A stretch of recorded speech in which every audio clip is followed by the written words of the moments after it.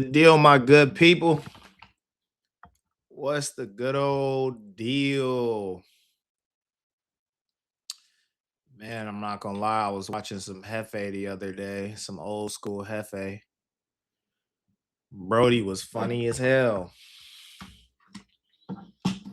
He was funny as hell. I can't get into details of the whole video because, it's a little messy.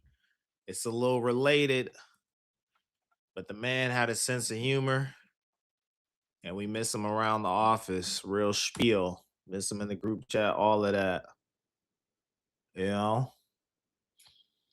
We trying something a little different today. We just doing the media rounds. It's gonna kind of be like the Saturday scroll. Hold on, let me make sure. All right. Yeah, this is gonna be kind of like the Saturday scroll, but on Monday, we just making our media rounds, man. We looking for the stories. We looking for the stories. But what's the deal with y'all, man? What's happening with my people, with my Ricardos? Uh-oh. Got a little something on the. Your boy kind of got an injury yesterday, playing soccer and all that. Kind of got a little re-aggravated the back injury.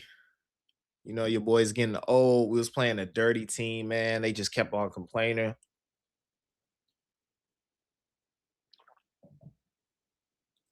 But ultimately, we shot ourselves in the foot. Got a stupid, unnecessary red card. No excuses for it. I didn't get the red card, but one of my teammates did, and that was all she wrote. They banged on us 3-0, and we had to go home. It's tough. It's tough. That was the game before the final. Yeah, man, we went outside. We went outside. I see y'all already talking about Doughboy in here. Let's see, man. Quick, what's good, brother? Appreciate you, man. You always here at the top of the top of the morning. Normandy, what's the deal? Midwest mod checking in. We gonna get you modded up soon, Normandy. I appreciate you tapping in with me, brother, for sure. Sharks in the chat. I'm feeling that. Free/keep dirt. What you saying, man? The Midwest smells like no, it don't. We in that bed. What's the deal, Spaz? What's the deal, Eric? What's the deal? What up, fam? Please touch on Dr. Dre's AI statements. I got you, brother. I got you. Sharknado. What you know about that? Shard Stallone. What you know about that? I have played keeper a few times. I've been really good at stopping free kicks, but the overall keeper mechanics don't really work for me. Also, I have like a permanent thumb injury in one of my hands. I think it's this one. Never really got it worked out, but I try to stay out of goal because of my hand. Low key, if I was to play in a real competitive game, like I thought the people I'd be lining up against were mad decent and it was gonna get physical, I'd be taping up my hand like Benzema. I got the Benzema hand. I don't know how it happens. I guess when you play striker and you're used to pushing people, you just end up messing up your hand. I notice a lot of strikers got the one hand that's messed up. What's the dealio? Houston, let's go. Houston, H-Town in the building, man. My good people, man. Happy to be up in here with y'all. Let's go ahead and get this cross promotion out the way. Yo, who's been keeping up with the Dirk trial though? Keep it 100. We are going to touch on those Dr. Dre statements. I like that. We got to do our research on that as well. I saw this guy who went to the competition on IG right now, Low Life Leo. He had something to say about it. So let's go ahead and let's give him some shine. I'm gonna go ahead and put this in my queue right quick for us to talk about. But yeah, have y'all been keeping up with the Dirk trial, man? Yo, what's the deal, King Dante? Shout out to Ricardo's. You already know what it is. Yo, and I got a few stories too this weekend that I just found pretty interesting. That just have to do with culture. Maybe some might say, a little bit of blackness as well. and just the maybe the limitations that communities place upon themselves without even knowing, and maybe the lack of imagination, you know. Funny enough, my pops, he was sending me some stuff this morning, I guess, to review, maybe talk about, and it was something that I already had on the docket, the whole shut up and dribble culture, that athletes get hit with, or entertainers that try to move into new spaces like politics. Top of the mind, someone we're going to be talking about today is Stephen A. Stephen A is a very polarizing, conflicting figure. Sometimes I hate him, sometimes I love him. And I keep going back and forth as a community, you know, um, the African American community. Do we give Stephen A too much shit? Like, real talk. Do we give him too much ish, man? I'm starting to feel like we do. But then sometimes, man, he'll just do it up, and I'll be like, this is what he deserves. This is what he deserves. Hold on, what do we say? Media Monday, like the kids be doing, Media Monday. You feel me? All the kids doing their media stuff for their sports and stuff right now. I see my alma mater, Merritt College, one of the CCs I went to play soccer. They had a fire media day. Their jerseys are way better than when we were there. It's always like that, man. It's always like that. Them boys better be winning. Chat, if you didn't know, I went to Merritt College CC in the Bay before I transferred to Berkeley. And the team I was a part of, we brought a divisional championship home. It's only two at that school. And the last team to do it had a player that went all the way on to the MLS. So, I just be doing it up. Not by myself. It's a team effort always. It's not it's not by myself now. It's not by myself. It's always a squad dilly. But I play striker on that team. Y'all know I'm a midfielder now. Right back, winger. I done played the whole pitch, everything but like center back and keeper. You feel me? That's why my IQ is just so elite. Share the stream, subscribe to the channel. Yes, yes, like it too. We got 45 people in here. Can we please get 45 likes? If y'all don't mind, can we get 45 likes? Yeah. I'm just trolling like Crip Mac would say. I'm just being a trolly woly. Eden Hazard was a demon in FIFA 14. That's what's up. My man knows ball. What up, though? Jam snitching on 20 murders. He is, man. I'd rather have Melly for over Dirt, man. It's getting tough. I'm really looking forward to this reporting that Trap is gonna give us, man. I feel like I'm just anticipating every one of his videos at this point. Anybody else? Anybody else in the same boat? They love to keep politics out of sports until they start siding with their views. Say that, say that, say that. They say Williams Leapart was chipped over a hat. Yeah, man, that's so sad, man. What happened to that kid? That's so sad what happened to that kid, bro. And I'm so happy to see so many people speaking out against, some of the faulty parts of our LA culture. And even I seen a white boy going viral this weekend just serving shit. And I don't even like, you feel me? I don't even like when the criticism come from outside of the outside of the program, but it was super real what he was saying. I can't hold you. It was real. It was real. Like, man, you out here chipping kids with promising careers over a fucking hat.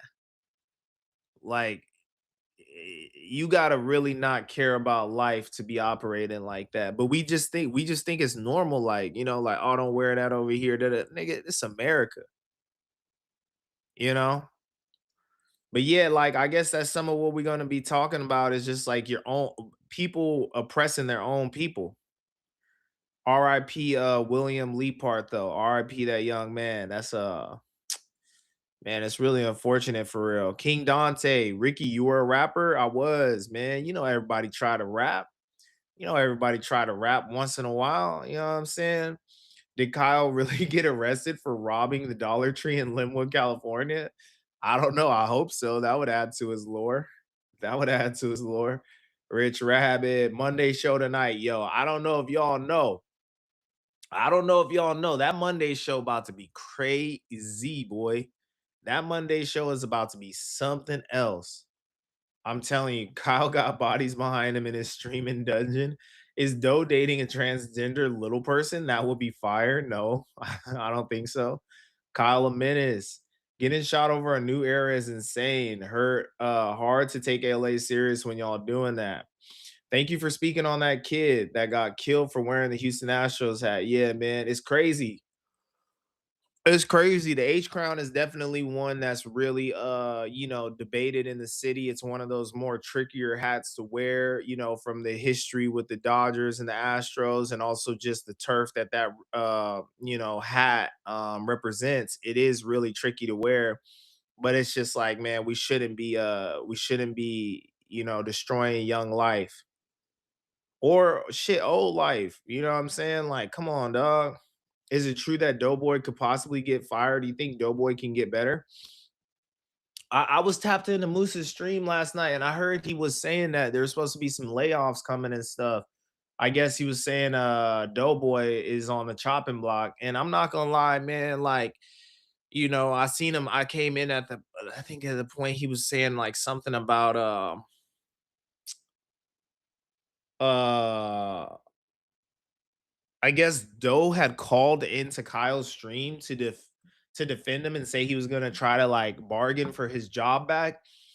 I just found that interesting because, and I seen a little clip in the Reddit. I didn't get to tap in with the whole thing, but Kyle has come out self-admittedly and said he's not getting paid to be at No Jumper. So if your whole thing is I can't get another black man fired, this is America, stuff is tough. Well, he's not getting paid by No Jumper, and I'm not saying that as like a diss or anything. He said he was up there in an internship type of capacity that he was working on becoming a better podcaster and he was using the best of the opportunity. But seems like he kind of played himself out of that opportunity when he decided to pick up a chair and throw it at Doughboy and, upset everyone to the point where they wanted to get out. So yeah, I don't know. I think we're all kind of like experiencing some Doughboy fatigue. He hit the chat early, like in the nighttime, like it was 2 a.m. He was spewing some stuff off in the chat about Kyle and whatnot. And then there were some other things said in the chat that, can't really touch on or and whatnot. But he's just been a little awkward at No Jumper, a little awkward in the chat. I know he's like older and stuff, and I feel like he's maybe not really translating to the audience, but I'm a person that I feel like sometimes doesn't translate to the audience. So I am rooting for Doe, but he just needs to raise the quality of his conversation. He could do everything that he's doing if he was just able to raise the quality of his conversation and not giving us the most baseline super media introductory take, with everything. Like I almost feel like the way that Doe operates is that he should operate in the capacity of an A mic as far as like introducing the topics, doing the reading and stuff like that, bringing us in. But then an A mic has to find what is the nuance in this conversation, what is interesting, what's relatable, what's digestible, what's the message here, whatever it may be. I don't think Doe necessarily has the capacity to do that in a way in which like it would be entertaining in the space of a podcast because you have to understand that like so many things have been said on these internet airwaves, like so many things, bro. Like it's really hard to keep people's attention to the point where people are getting on kick streams and just hard r'ing people in the street. Like it's a reason why that's happening, and I'm not speaking defending it, but it's like people are running out of ideas. People just aren't creative on their own. And Doe is a creative person. He is an entertaining person, but it just seems like he's not an abstract thinker. He's very concrete in his thinking, or he says the very corny media inspired take like, man, mental health is tough. We gotta like be wary of people's mental health and all that. And it's like, bro, like we've come out of the anxiety era. Like I don't know what corners of me of the internet you guys are in, but I've seen people talk about mental health ad nauseum. You know what I'm saying? And he's not even taking a deeper touch into stuff. You know what I'm saying? He's not even giving you a piece of perspective or light about chemical imbalances and stuff like that. It seems like he's still trying to figure out his diagnoses. Like he doesn't know it like the back of his hand. You know, so I don't know, man. That's all I think Doe has to do is just raise the level of his conversation. And I don't know how you do that. I feel like for me, it just comes naturally. I'm not saying I'm the best podcaster in the entire world, but I know when I'm like thinking about something and I have like a little bit of nuance in the question that I'm asking or trying to relate it to something else and trying to just give my coworkers something to like chew on to keep the conversation going an extra 10 minutes and stuff. Even if I fumble sometimes, man. If you guys watch some of my game tape, I'll be coming up with some stuff and it'll be a straight fumble, straight backfire. But at least I'm trying. And yeah, he's new. So I would like to see Doe get at least a year. I've grown so much in a year. I know a lot of people don't appreciate and or see that maybe in the no jumper audience, but maybe a year would do Doe some good. You know what I'm saying? Yeah, desensitized. No, we don't think it's normal at all. Speak for yourself. Yeah, I mean, I don't think it's normal. I'm just saying, growing up in LA, man, you feel me? Like you do get desensitized to stuff really quick, really, really, really, really quick. Any tips for getting a data analyst job? Man, you just have to be cold with the SQL. You got to be cold with maybe Microsoft Azure, one of those exterior platforms that they're using these days. I like DataCamp to learn some Power BI. Get icy with Excel as well. You got to have your Excel. You know what I'm saying? You got to have your Excel skills in order. And dude, just become as technically savvy as you can and learn how to talk to people. A lot of stuff with data is translating information. You have to learn how to speak about it plainly and make it digestible for your 65-year-old boss that has never used his keyboard before.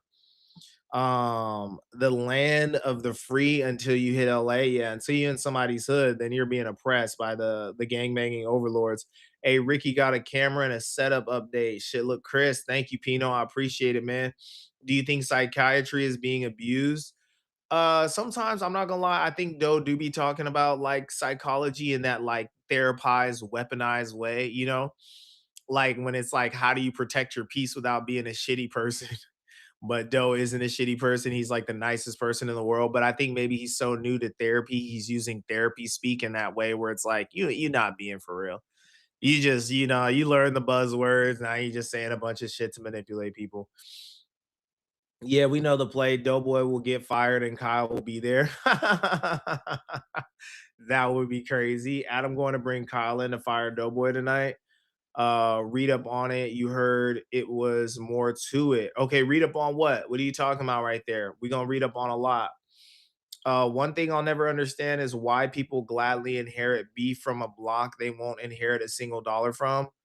I think Doughboy out of here. Damn, nah. Why is Astros hat so important in Compton? I'm not exactly sure what the gang beef is, but the Astro hat usually represents Hoovers, but I don't know what's happening in Compton.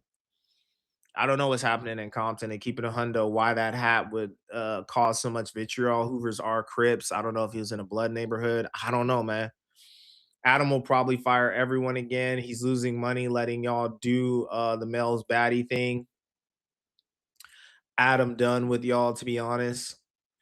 The 24-hour stream was fire at the end, though. Should have kept it going. Done with the reindeer games. Yeah, I have mixed feelings about the 24-hour stream. I saw a little bit about what Adam said of it too, and I kind of felt what he was saying. It's really low bar content. He was very critical about Doughboy hosting it, but I felt like Doughboy was doing a pretty good job of hosting it until the Henny took over. And I learned from it. You know what my takeaway was when I went home and all that, and I was still seeing him go up, seeing the alcohol getting poured and stuff. I was watching him a little bit on the way home. I was switching between that and some of the Dirk stuff. I was like, you know what? When the topics are officially out, I need to be out of the building. I'm like a topic oriented podcaster. Let's have a real conversation. Like the Tommy Guns conversation getting fumbled as hard as it did is such a miss for us. Huge fucking miss for us. That was a conversation that had penetrated No Jumper so deeply that a host of ours, Suspect, was going back and forth with Tommy Guns. It was making its media realms. It was a media rounds, and we were almost like at the center of that conversation. It happened on Jinx's platform. Jinx was coming up there, co-hosting from time to time. It was very No Jumper oriented. Munchie B was one of the best people to ask him those questions because Munchie B is pretty fair when it comes to the racial stuff. He's not like super duper PC SJW, but he's pro black. He keeps it real. He understands the perspective of when you come from a certain area, certain environment, how things are going to be a little different, maybe a little uglier than people want to admit that it is. And we just got a circus going on.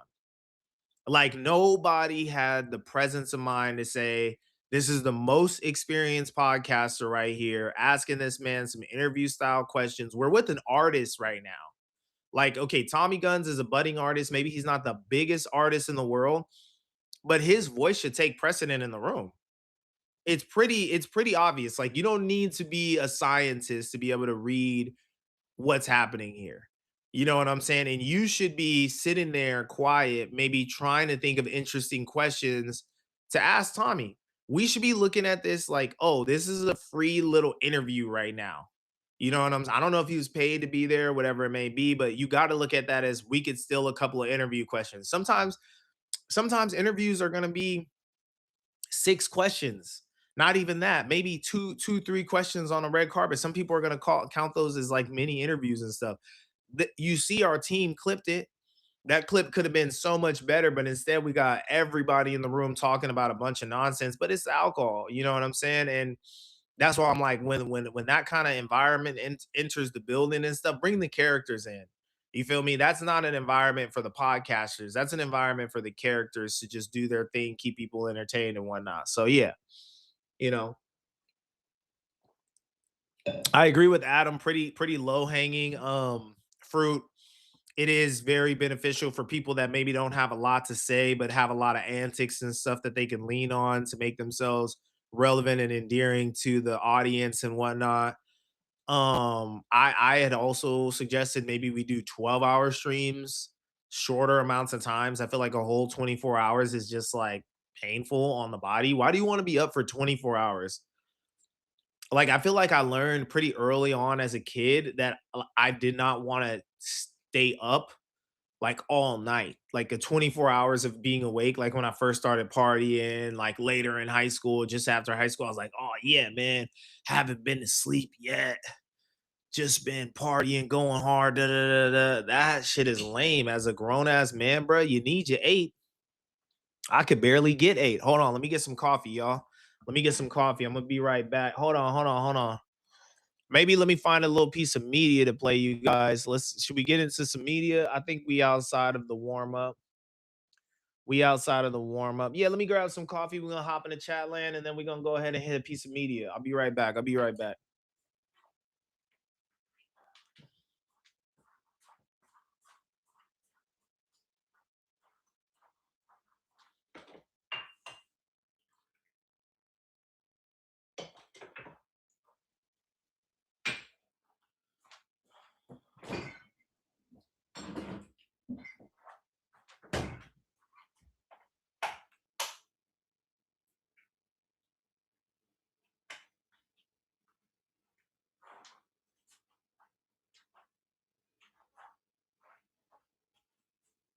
Ah. All right. 77 people still rocking strong. See, we topped out at 95, man. I hope y'all liking this stream. I hope y'all liking this stream.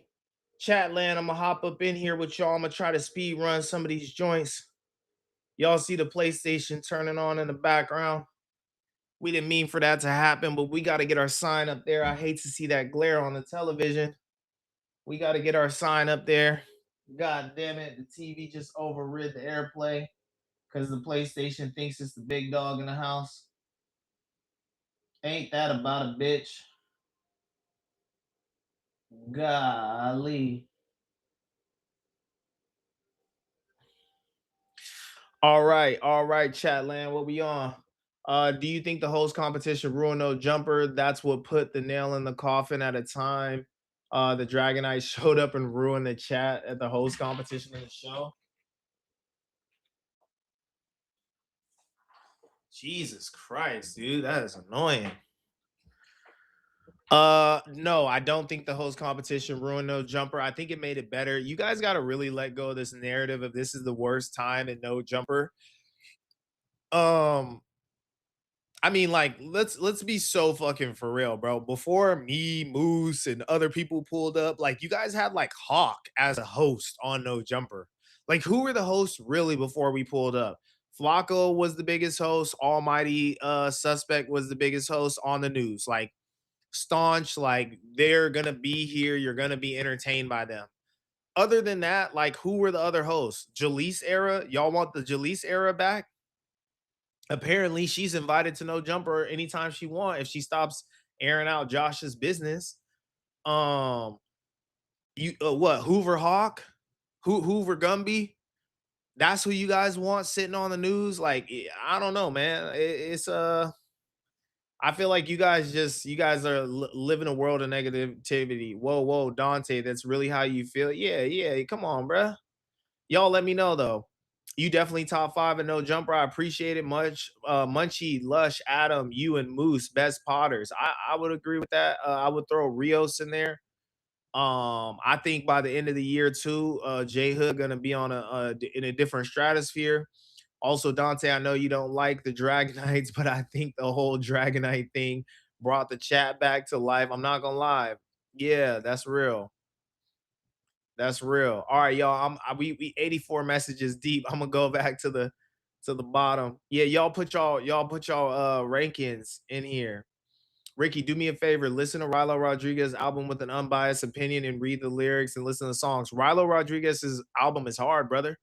I don't gotta listen with an unbiased ear. I'm biased. I fuck with Rilo. I mess with Rilo heavy. I'm biased as hell, boy. You're not gonna get an unbiased opinion from me. I'm Team Rilo. Yes, sir. I'm Team Rilo every single time. All right, man. So let's start getting our media rounds. I'm not gonna hold y'all. I'm not gonna hold when we get a new wave pop. Bro, I hit up the chat this weekend and said let's get one on Saturday. And it wasn't too much response. It wasn't too much response. And then I thought Brody and Moose were gonna do a streaming a streaming gaming streaming thing, and it didn't happen. So let's start with hip hop. Let's start with some hip hop, and then we're gonna take this conversation from hip hop to sports, and then we're just gonna generalize the conversation. And I want everyone to do their best to try to generalize what they're hearing here.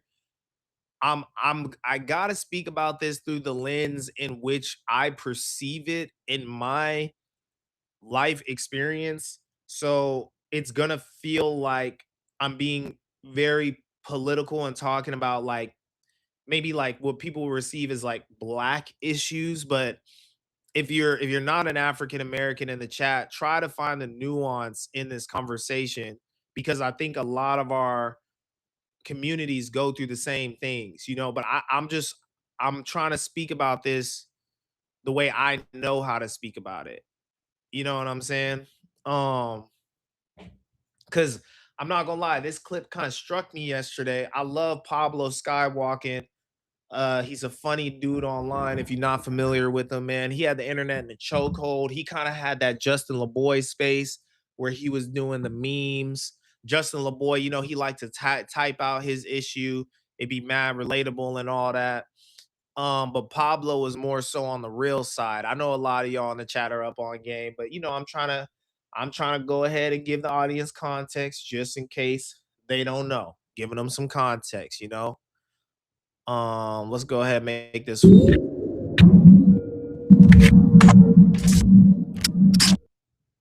Oh man, here we go. Live from Atlanta, Georgia, man. I had to bring him back 3 years later. Pablo Skywalking, man. How you doing? Shit, I'm doing amazing. I ain't gonna lie. Anytime I wake up a good ass day, so I can't complain. It's a lot of niggas ain't waking up. It's a lot of shit going on, you know? It's funny how the world works. So about 2 weeks ago, somebody hit me up on Twitter. They was like, man, the best guest you ever had on Say Cheese was Pablo. You text me the next day. Oh, some shit like that? The next day you hit me up and I was like, wow, like the way the universe works is crazy. Yeah, because I always be thinking about you, bro. But I know you a busy man, but I know like together we could do some crazy ass shit. But like our interviews go crazy. I be reading the comments to this day, be calling me, and to this day, like with that type of shit we was doing, we built a whole. That was a fan base we had created too. Cause I already had my shit going on, but the Sean and the Pablo shit, that was his I'm not own gonna movement. lie, I'm with gonna it, skip the glaze. I'm gonna skip them glazing A lot of each people's other. attention. Hell yeah, cause a hood nigga street smarts is two different types of shit. Okay, You said that, you know, this is it where takes- he asked the question you know and what it I gets mean? better. Yeah. But I was looking back at our old interviews, and what got a lot of people were in our first interview. You said that, you know, you are from Detroit, but you're not a hood.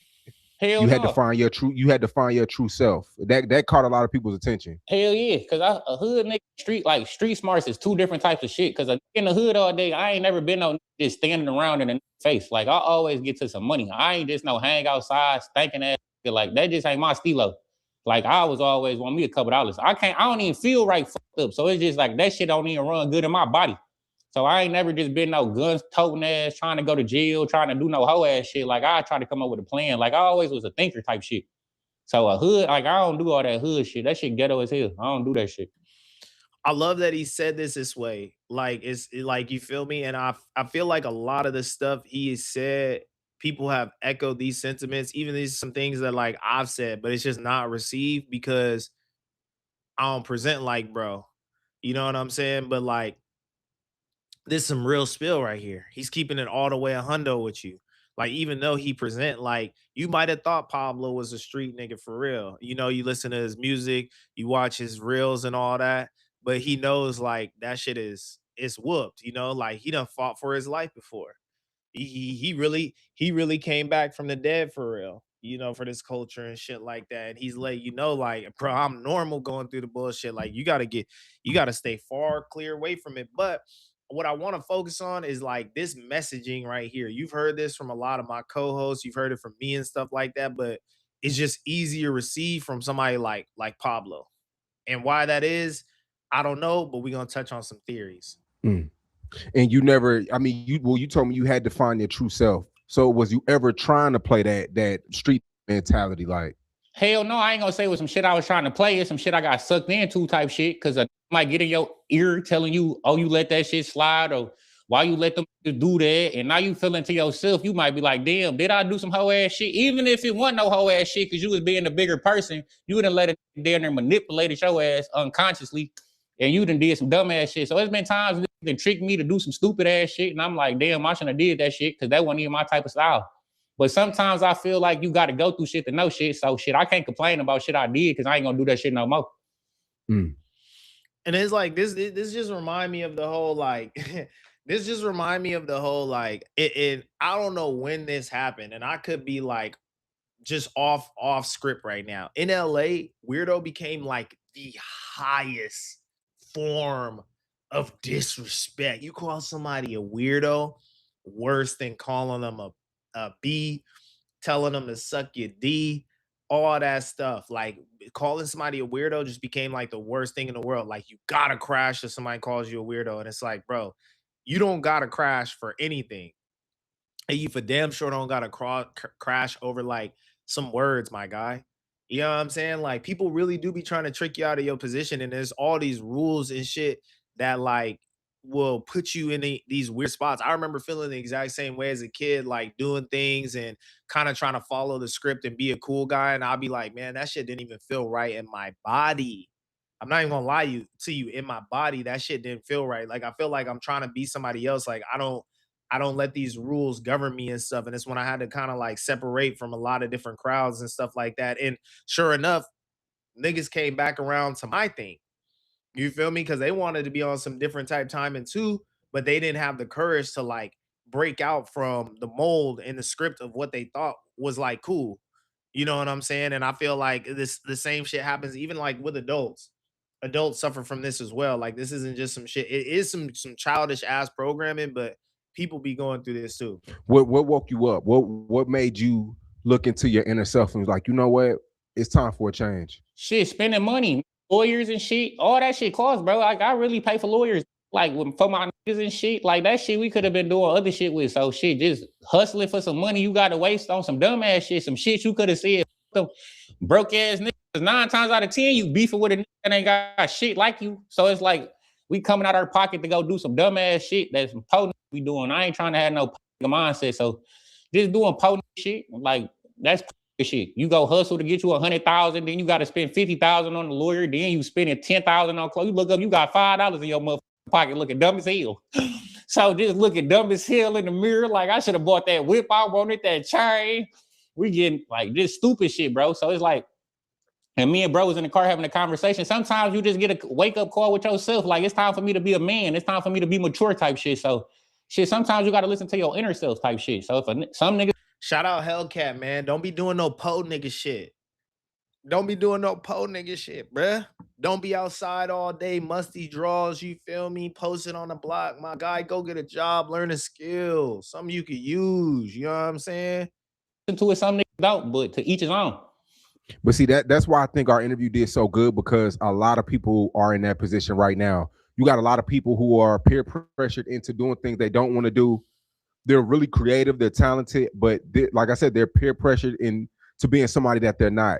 And when you spoke that, you were speaking to millions and millions of kids out there. Man, a nigga can't tell me to do shit no more. Can't even tell me to go to the store. If that shit don't make sense, that shit don't make sense. And sometimes you got to learn how to tell a nigga no, because niggas die and bullets ain't got no name on them.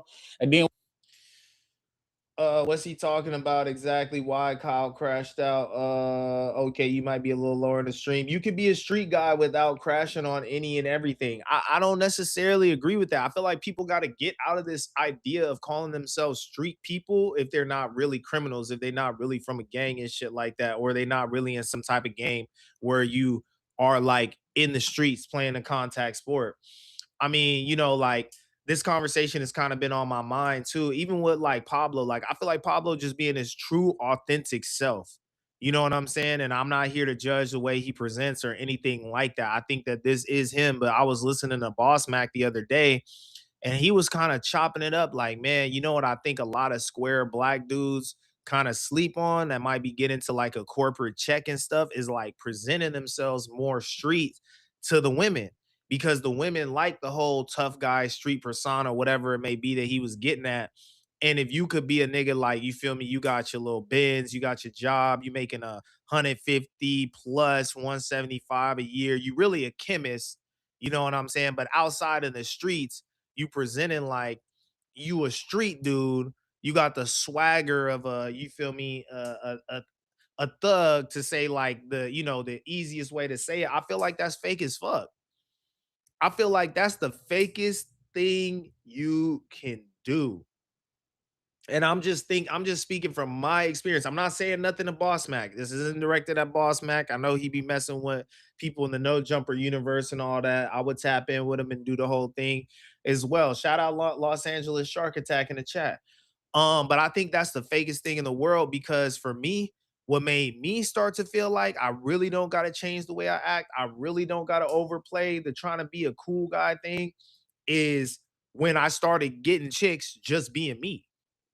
Cause I'm not here to impress dudes. I'm here to impress ladies. Like, that was my prerogative, has been my prerogative for like a cool minute. Like, I remember the homies got into this big old rumble at a party. I'm not even knowing the homies is outside getting it on. You know, they handled that easy peasy, clean them other dudes up. It was nothing. It was like, oh, Bird, where was you at, bitch ass nigga? We was out here putting belt to ass. Where was you at? It could have gone bad. You wasn't here with the homies. Whole time I'm in the crib getting buns. I'm in some cheeks. I'm in some ooh nana. And I said, what you niggas? This was a good party. It's plenty of women. What was y'all out there fighting about? What happened? You know me, I ain't have no fight left in me. I was drained. And I said, y'all was focused on the wrong thing. And now y'all niggas pressing me because I wasn't there to ride. I thought when we stepped out the house, when we was getting pregame tank tops on, t-shirt time, playing all the hits, getting in that mode, I thought we came out here for the bitches. And you niggas out there tussling with some niggas? What's going on? and now y'all pressing me. Come on, bruh. It feel like I'm the only dude who went out and represented the group right. I felt like I had the crew on my back. You feel me? While they thought they was representing us right now, we not on that. Some sweaty ass po nigga shit. Tussling with some niggas. We came here smelling good, looking good for the the fuck? When we talked, them switches wasn't around. No like shit to play with. So it's like, dude, I'm staying away from all that dumbass shit, bro. It's like, we live in a time and an era, bro. If you don't know yourself, you gonna go down a lonely ass, rough ass path, bro. Cause it's a lot of niggas, like you say, bro. The music, all this shit, making niggas go to jail and do stupid ass shit, bro. I tell it no. And if you can't tell your mans I ain't doing that whole ass shit, that ain't your mans. Cause I cut into it and tell it that ain't even my style. Certain shit a nigga should know not even to say to you. So I might have a nigga that do crazy shit. He not about to come at me with none of that shit. He about to tell me some positive shit. So it's like, you got to know who you hang with. And everybody ain't your friend. But you will learn that shit when you go through a flip situation. And nowadays, I'm learning a lot of niggas ain't been through shit. That's why I stay out of faces. A lot of niggas ain't been shot, got shot at, went to jail. A lot of niggas ain't been through no gangster shit. So niggas don't know what come with going to jail. Niggas don't know what come with seeing a nigga get shot in front of you type shit. So they been through shit. I done been through everything a nigga can imagine, and a nigga came out victorious. So it's like, shit, I'm not wasting my life. You just said you shout out on a lonely mission. Yeah, that won't work. People can smell it on you. That's how I feel too. That's how I feel too. If you trying to present as something you definitely aren't, it's gonna come off weird. That's why I tell y'all I'm a proud code switcher. If y'all watch me enough on stream, you might get a dude. You might get a nigga. What? You know what I'm saying? Like I'm back and forth with it. I'm just, you feel me? I'm not trying to think about the way I'm talking and what I'm saying and whatnot, unless I'm on somebody's platform and I'm trying to keep them monetized. That's the most I think about the way that I'm talking. You know what I'm saying? Do we suffer from identity crisis as black men? I think we do. I'm here to tell you, I think we do. We kind of jump into the maybe middle part of the conversation I wanted to have with y'all this morning, but I think we do, and I think it's not just black men. I think it's happening in a lot of cultures, to men, maybe to women, all sorts of stuff, bro. I think this is something we all go through, and I think a lot of people are afraid to be themselves because there's so many limitations put on people's imaginations in society.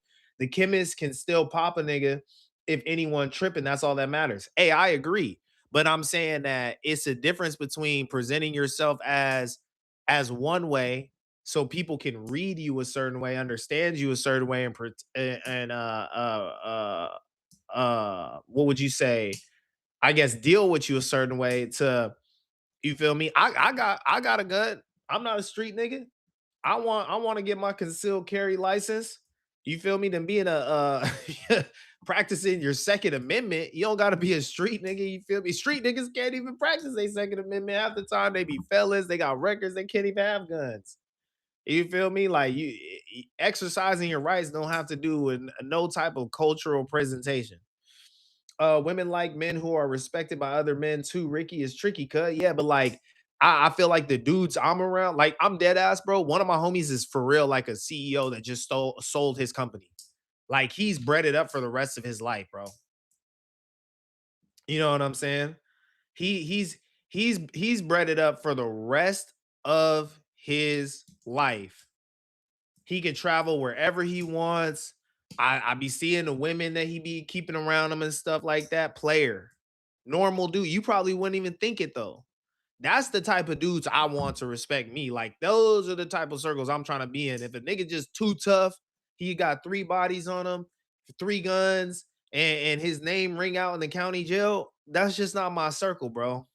Respect, all love and respect. That's just not my circle, especially when I'm seeing what could be done at the age of 31 years old. It's just like the focus is completely different, bro. I know the type of dudes I want to respect me, and if it's a dude, you feel me? Like it's what's the one dude?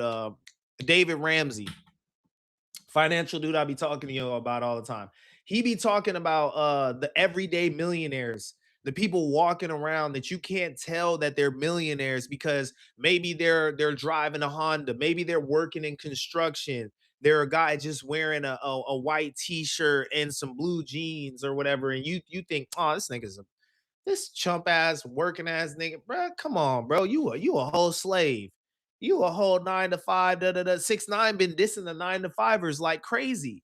Whole time when you look at the list of top professions in America that are becoming millionaires, it'd be like fucking electricians, teachers, normal ass jobs, bro. I was shocked. I was thinking it was gonna be doctors, computer science, like just the crazy big flashy job, CEO. Da, da, da. It's normal ass people around you in the grocery store that look like they ain't got shit, they ain't on shit. It's no reason to respect them. They got buku bucks in the bank, bro. So it's like, who do you really want to be respected by? And do you respect yourself? Do you respect yourself enough? It's like, for me, certain people can't even judge me. You know what I'm saying? Certain people can't judge, and I love the line where it's like, "Oh, you can't even you can't even judge us because you don't come from this." Cool, nigga, start politicking. Rick. Oh, I'm out the door. Oh, I'm out the. Oh, he did what? Oh, don't even tell me nothing about that. Nah, I'm good, player. You know what I'm saying? We're gonna get into this clip though. We're gonna tap in with Chatland because I was kind of popping in for a minute. What's up, dog? We fuck with you, Double R, mess with you too, Mark. They also respect men they know is gonna be around for them and their kids. You gotta clip that story for real, for real. I might have to tell that story in full one day. I might have to tell that story in full. Dude's voice is crazy. Yeah, bro, like a whole ass he like a whole ass cartoon character. He like Riley or whatever. Bro, I won't lie, Rick. I know for a fact I've been through slash done more than half of these dudes rappers. I say that to say I don't even consider myself a street nigga. I just stood on business when it need to be stood on. That's what I'm talking about. Just being a man though. Like real talk, just being a man. You feel me? I remember it was a certain point in my life I was living so crazy, and like not crazy in a street-esque way, but just doing crazy things, having crazy experiences. I'm like, I'm probably living crazier than like your average rapper right now. The run I'm on in this month, I'm probably living that like that type of, you feel me? I'm all up throughout San Francisco, big ass mansions, crazy exclusive parties and stuff, rubbing shoulders with you can say the who's. I'm like, bro, you can't tell me that this is some normal shit. Like, I use the rapper correlation because I remember so bad I wanted to be a rapper to experience the type of things that I was experiencing. You know what I'm saying? Going on crazy trips and whatnot, whatever it may be. Crazy nights, all whatever type type beat. And I'm like, bro, it's probably some dudes that's think they cool as hell, but couldn't even find themselves in these positions. You know what I'm saying? Because they so busy worrying about what people think of them, and I'm just normal as hell getting to it. Let's get back to this though. Blame the music. You think the music is the cause for? Hold on, wait, my bad. I see 2 more comments I want to get to. I don't think it's fake if you have your career and outside of you doing your dirt, your career is to cover up from what you do on the outside. Hey, I like that. A legit front. You feel me? I feel like gangsters forget that the whole point of being a gangster is to eventually go legit. You don't got to be a street dude to be respected. It sounds like you want to be feared, Black Jesus. Yeah, that's another thing. Do you want to be respected or do you want to be feared? Rich Rabbit said, I definitely had to check myself going through an identity crisis. Rich Rabbit's want to tell y'all, bro, his story is different from a lot of different people. And he's come out on the other side of it, all positivity, preaching a new line, pushing a new line. I mean, you know what I'm saying? Let's get back into this, though. We almost done with this clip. Thinking, nigga, I done heard some crazy shit, got to think about some shit a nigga did 5 years ago. So I know, and I'm a strong-minded type of nigga. And then you might wake up and you rapping some shit. So that show you that shit already in your body. You will just catch yourself walking. I bust that. He ain't bust nothing. Did none of that shit. You rapping the most gangster. We caught that Stone ain't seen no stone. So it's like, bro, music is spiritual, bro. Music is medicine. Music could be a lot of shit, bro. So niggas gotta know how to decipher entertainment and music. So you gotta watch what the fuck you listen to. But sometimes I listen to some crazy ass shit and I know when to cut that shit off. So it's like you gotta know that shit. Like you gotta know. It's like medicine. It's like smoking a blunt or like a drug. You gotta know how not to overdose on that shit. And a lot of niggas overdose on the music. They playing that shit all day. They getting high to it. They waking up. They going to sleep to it. They playing the shit for their mama. You down there putting poison on yourself. And I'm not me up. Cause shit, that's just what music do. You might hear some shit that make you want to get some money. Then you might hear some shit that make you think about some crazy shit. So it's like, shit, you got to know, go back to what I say. You got to know what the you could deal with. Because some niggas could deal with that crazy ass shit and go have a normal ass day. I know that shit my mood up. If I played all that shit, came in here, I would have came in here hyper as hell. Like, I don't play, we ain't even play no music on the way to this. I ain't heard no music all day. So it's like, shit, I don't play that devil. I ain't gonna say devil shit, but I don't play that, like, I don't play with that. I don't play with that type of shit.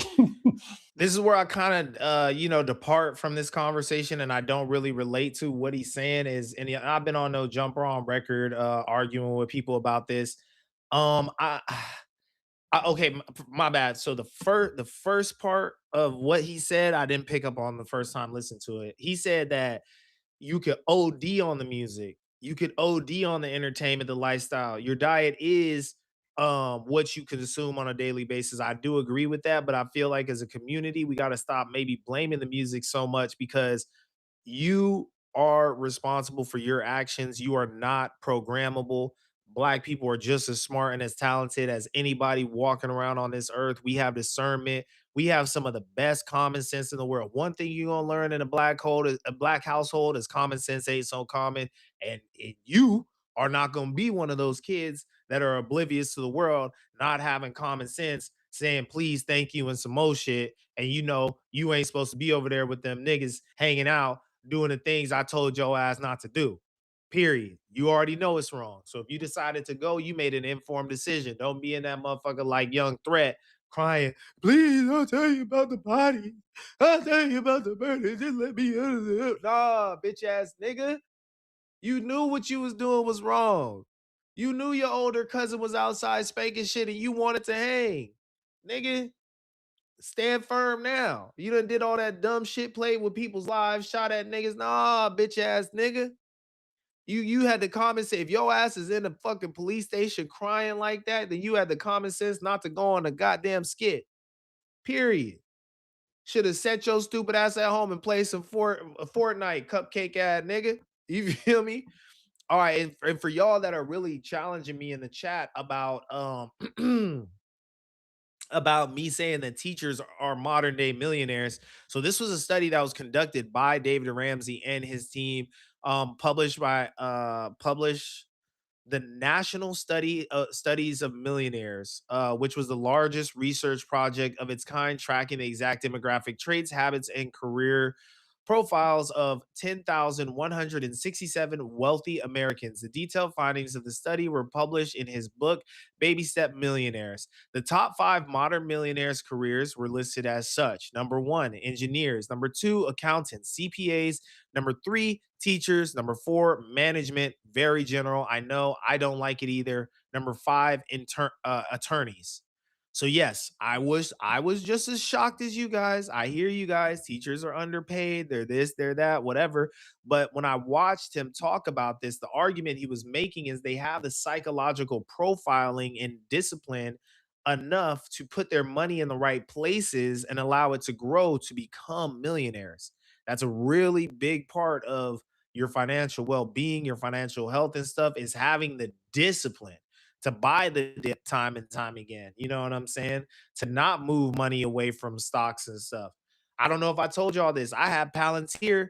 I had Palantir at like 16 bucks or something like that. My dumb ass cashed out. It dropped or something. You feel me? I moved the money around. I did some dumbass shit, bro. I had Palantir on the cheap. The Turkish homie Batu, he was trying to tell us Palantir, buy the Palantir. My stupid ass let go of the Palantir. I don't even want to see what Palantir is sitting at right now. Man, let's do a little Google.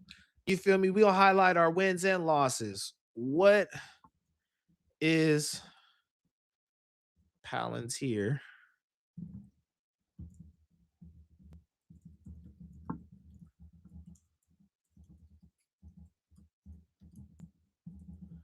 What is Palantir sitting at on the stock market? Jesus fucking Christ. I'm going to ruin my morning right now. $177. Okay, I got his chart.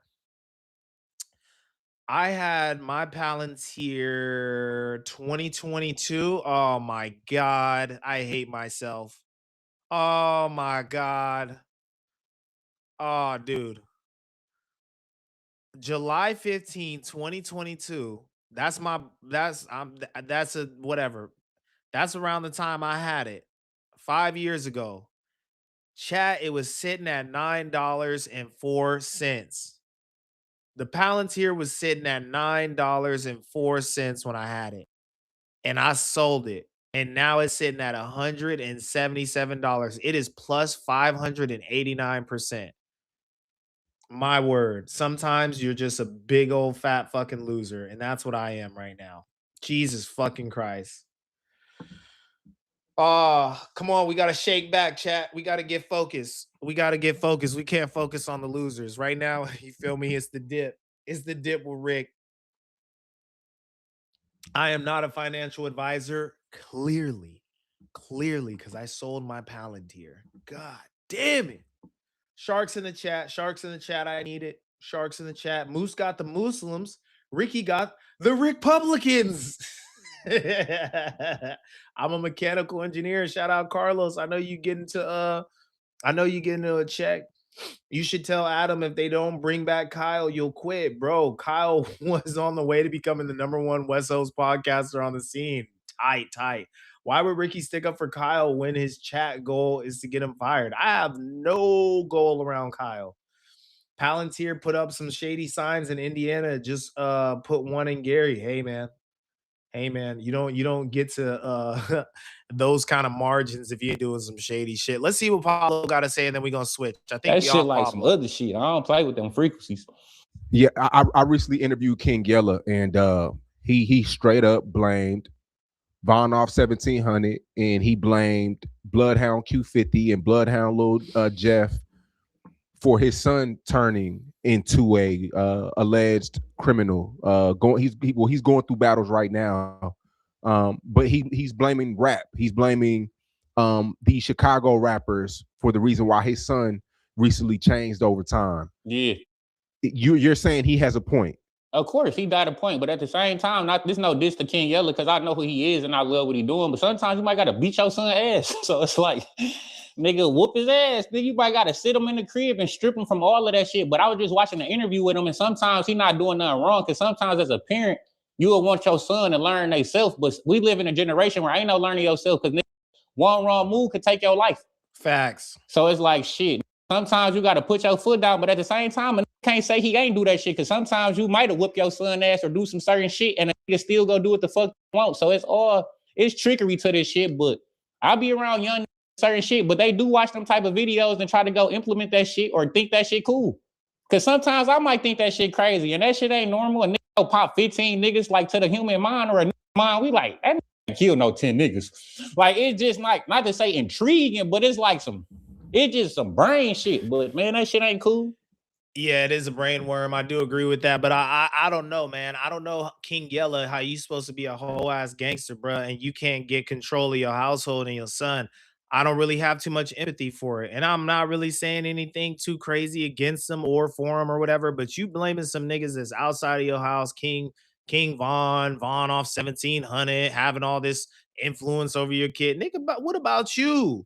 And especially with the backdrop of him telling a story about how fucked up he was in Vegas, partying, doing coke, staying out all night. You know what I'm saying? Gambling addiction and stuff. No, nigga, you was trying to live your life and you left your child unsupervised. You wasn't caring for him the right way. And he became a thug right underneath your roof. And that's your fault. Don't blame some niggas outside your house talking about, man, if they didn't make music like this, my kid would be a good guy. He tall, he could be playing basketball and all that. Nigga, was you driving him to the games? Was you buying him personal training? Was you investing in his nutrition?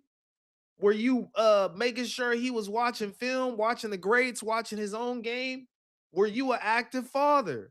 Or was you outside with them hoes, putting the powder up your nose, blowing all your dough in the casino?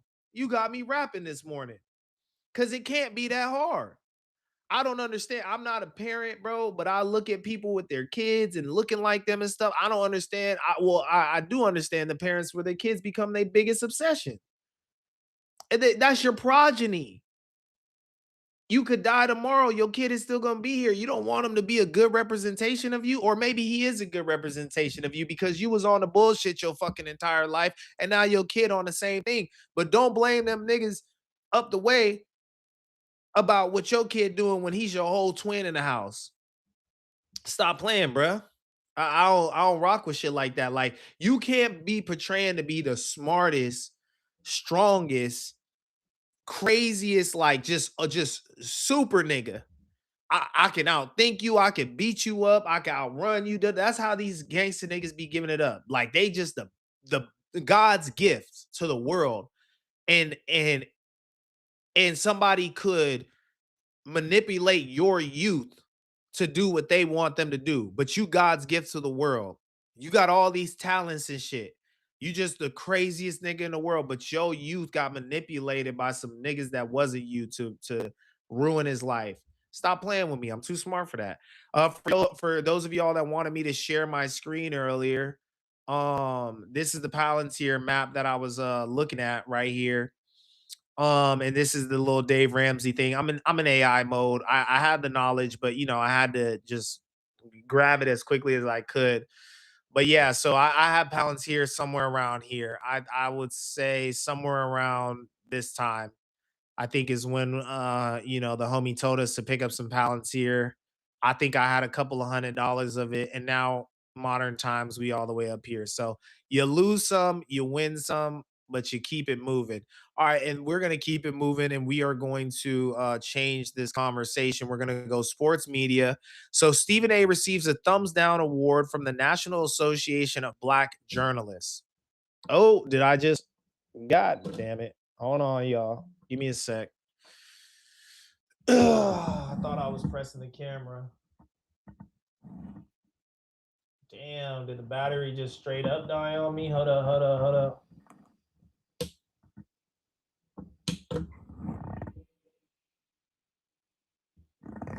All right, we should be good. I'm gonna go grab a battery just in case, but I want y'all to get into the story with me, man. Y'all gotta rock out with me today. I'm about to, you feel me, string all of this stuff together, and we gonna have a good conversation about it. We gonna find the nuance in it. I'm not gonna let y'all, I'm gonna let y'all know it's gonna be some contradiction in my words. I'm gonna just tell y'all how I feel about this. It's gonna be some contradiction in my words now. You know what I'm saying? If y'all want me to touch on the Deshaun Watson story as well, I can. I'll be learning about it with you guys. I'm not gonna pretend that I give a damn about who the starting quarterback is for the Cleveland Browns. I don't. And I would like for Shador to make his way to LA. I think he would be a great franchise quarterback for us, but we got the young boy out of Georgia. I mean, no, Alabama. Hopefully he does his thing, but I don't know, man. I'm a Shador guy. I'm a Shador guy. Hold on, my bad. All right, let's get into this. I'm gonna go grab an extra camera. Association of Black Journalists, right? You got that right? Correct. Yes. Okay. NABJ. The NABJ gave, they give out. I guess they had their annual summit, and convention, and they missed it, and apparently it was a lot of fun. And well, they give out awards essentially, and they gave some of them are negative, and they gave a thumbs down to Stephen A. Smith. What were some of the explanations, some of the reasons that they gave for Stephen A. Smith thumbs down? Yeah, they said that he disparaged Black women over the past year. Those women include Jasmine Crockett, Kamala Harris, Serena Williams, Kerry Champion, Jamel Hill, and Michelle Obama. Yeah, so Stephen A. Smith. And Stephen A. Smith has done work with them in the past, I believe, you know? And he was very unhappy. And so you get the whole, I got a lot to say about this. So here's Stephen A. Smith on hit. Now, this is one of his many shows. This is Straight Shooter. So is this like the political podcast that he does? It's like the plain dealer, right? The straight shooter. It's one of those. So here's Stephen A. Smith on Straight Shooter. Where are your facts? Where are they? You don't have facts. You have feelings. Everything I am, everything that I've achieved, everything that has uplifted me in my life has been associated with Black women.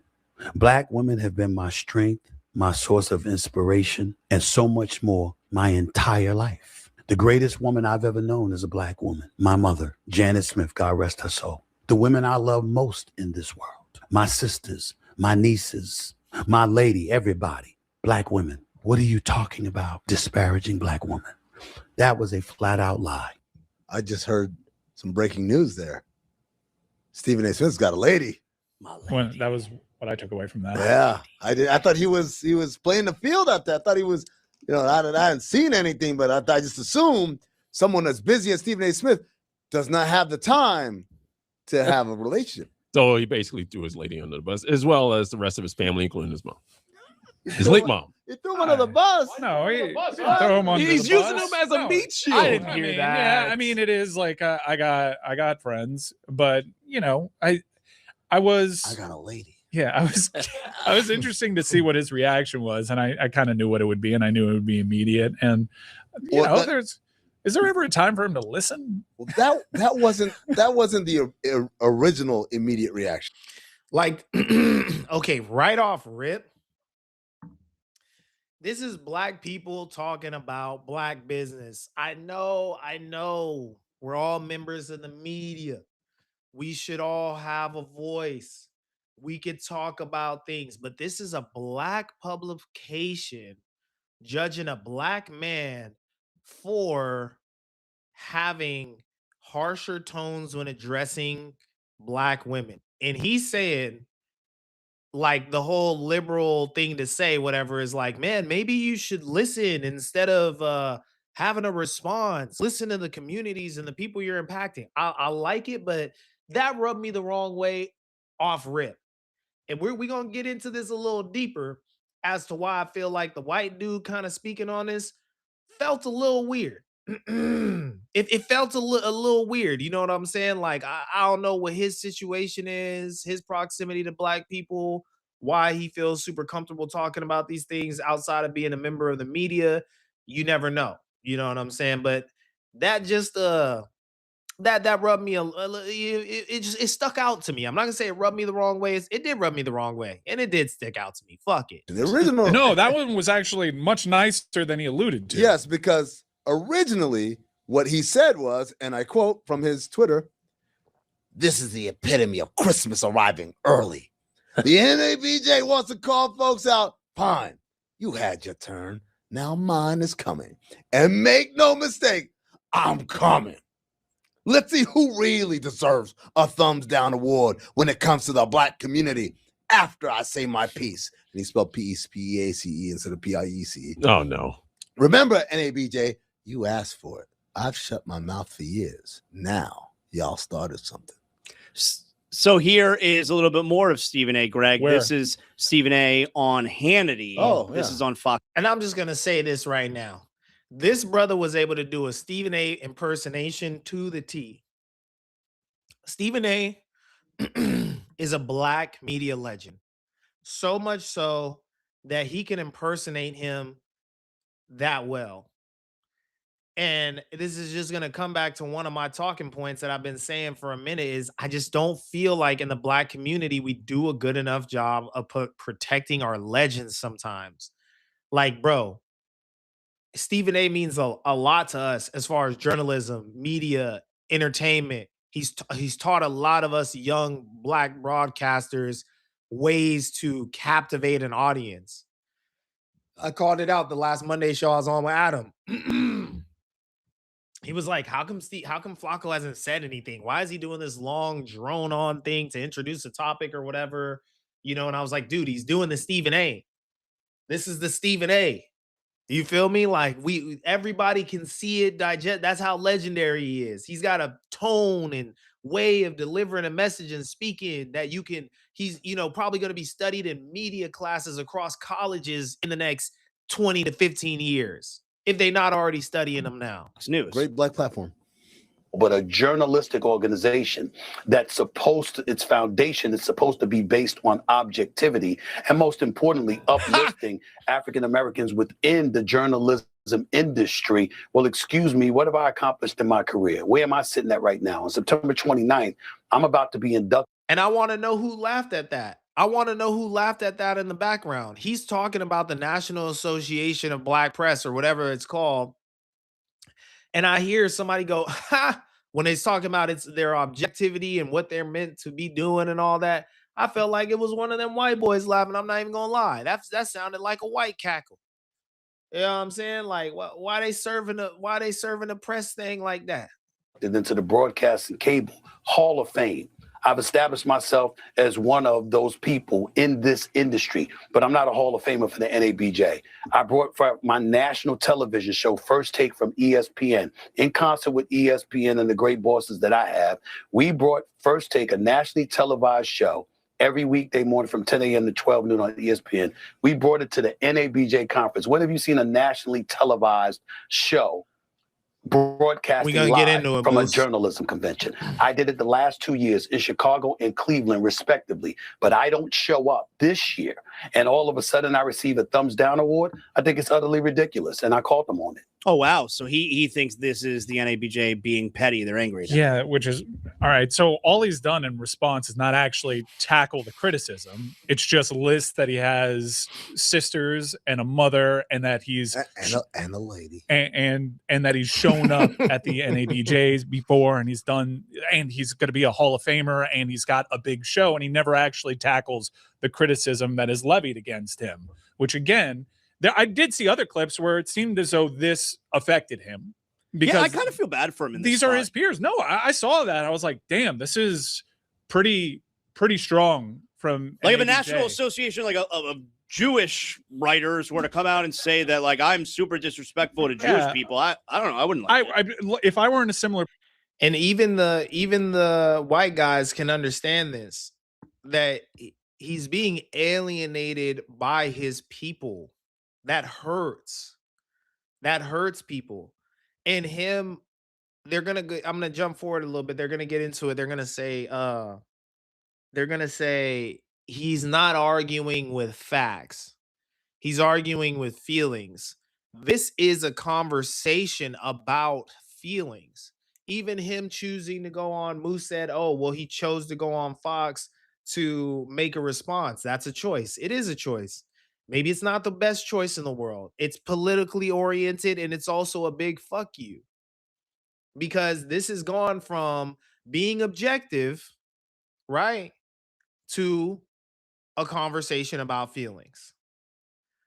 Even with the Serena convo, where he got confronted by the husband for disrespecting her and all that, he said, I'm wrong. He was maybe in his entertainment bag. He misspoke. He said some things he don't really feel in his heart that he don't need to stand by. And he did the right journalistic thing. And he said, I apologize. Now, I'm not really familiar with the comments he made about Michelle Obama, whatever.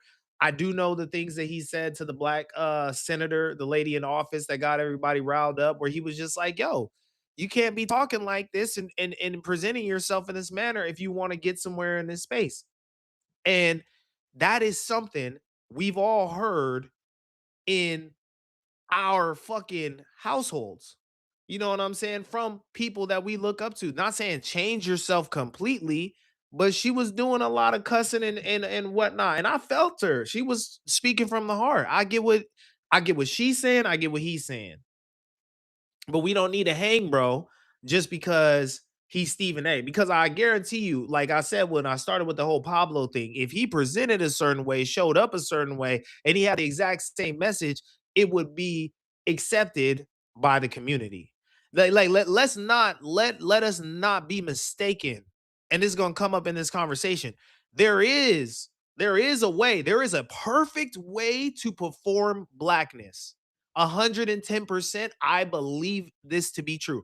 There is a perfect way to perform blackness. The only problem is no one has discovered it yet. Not a soul has discovered it yet.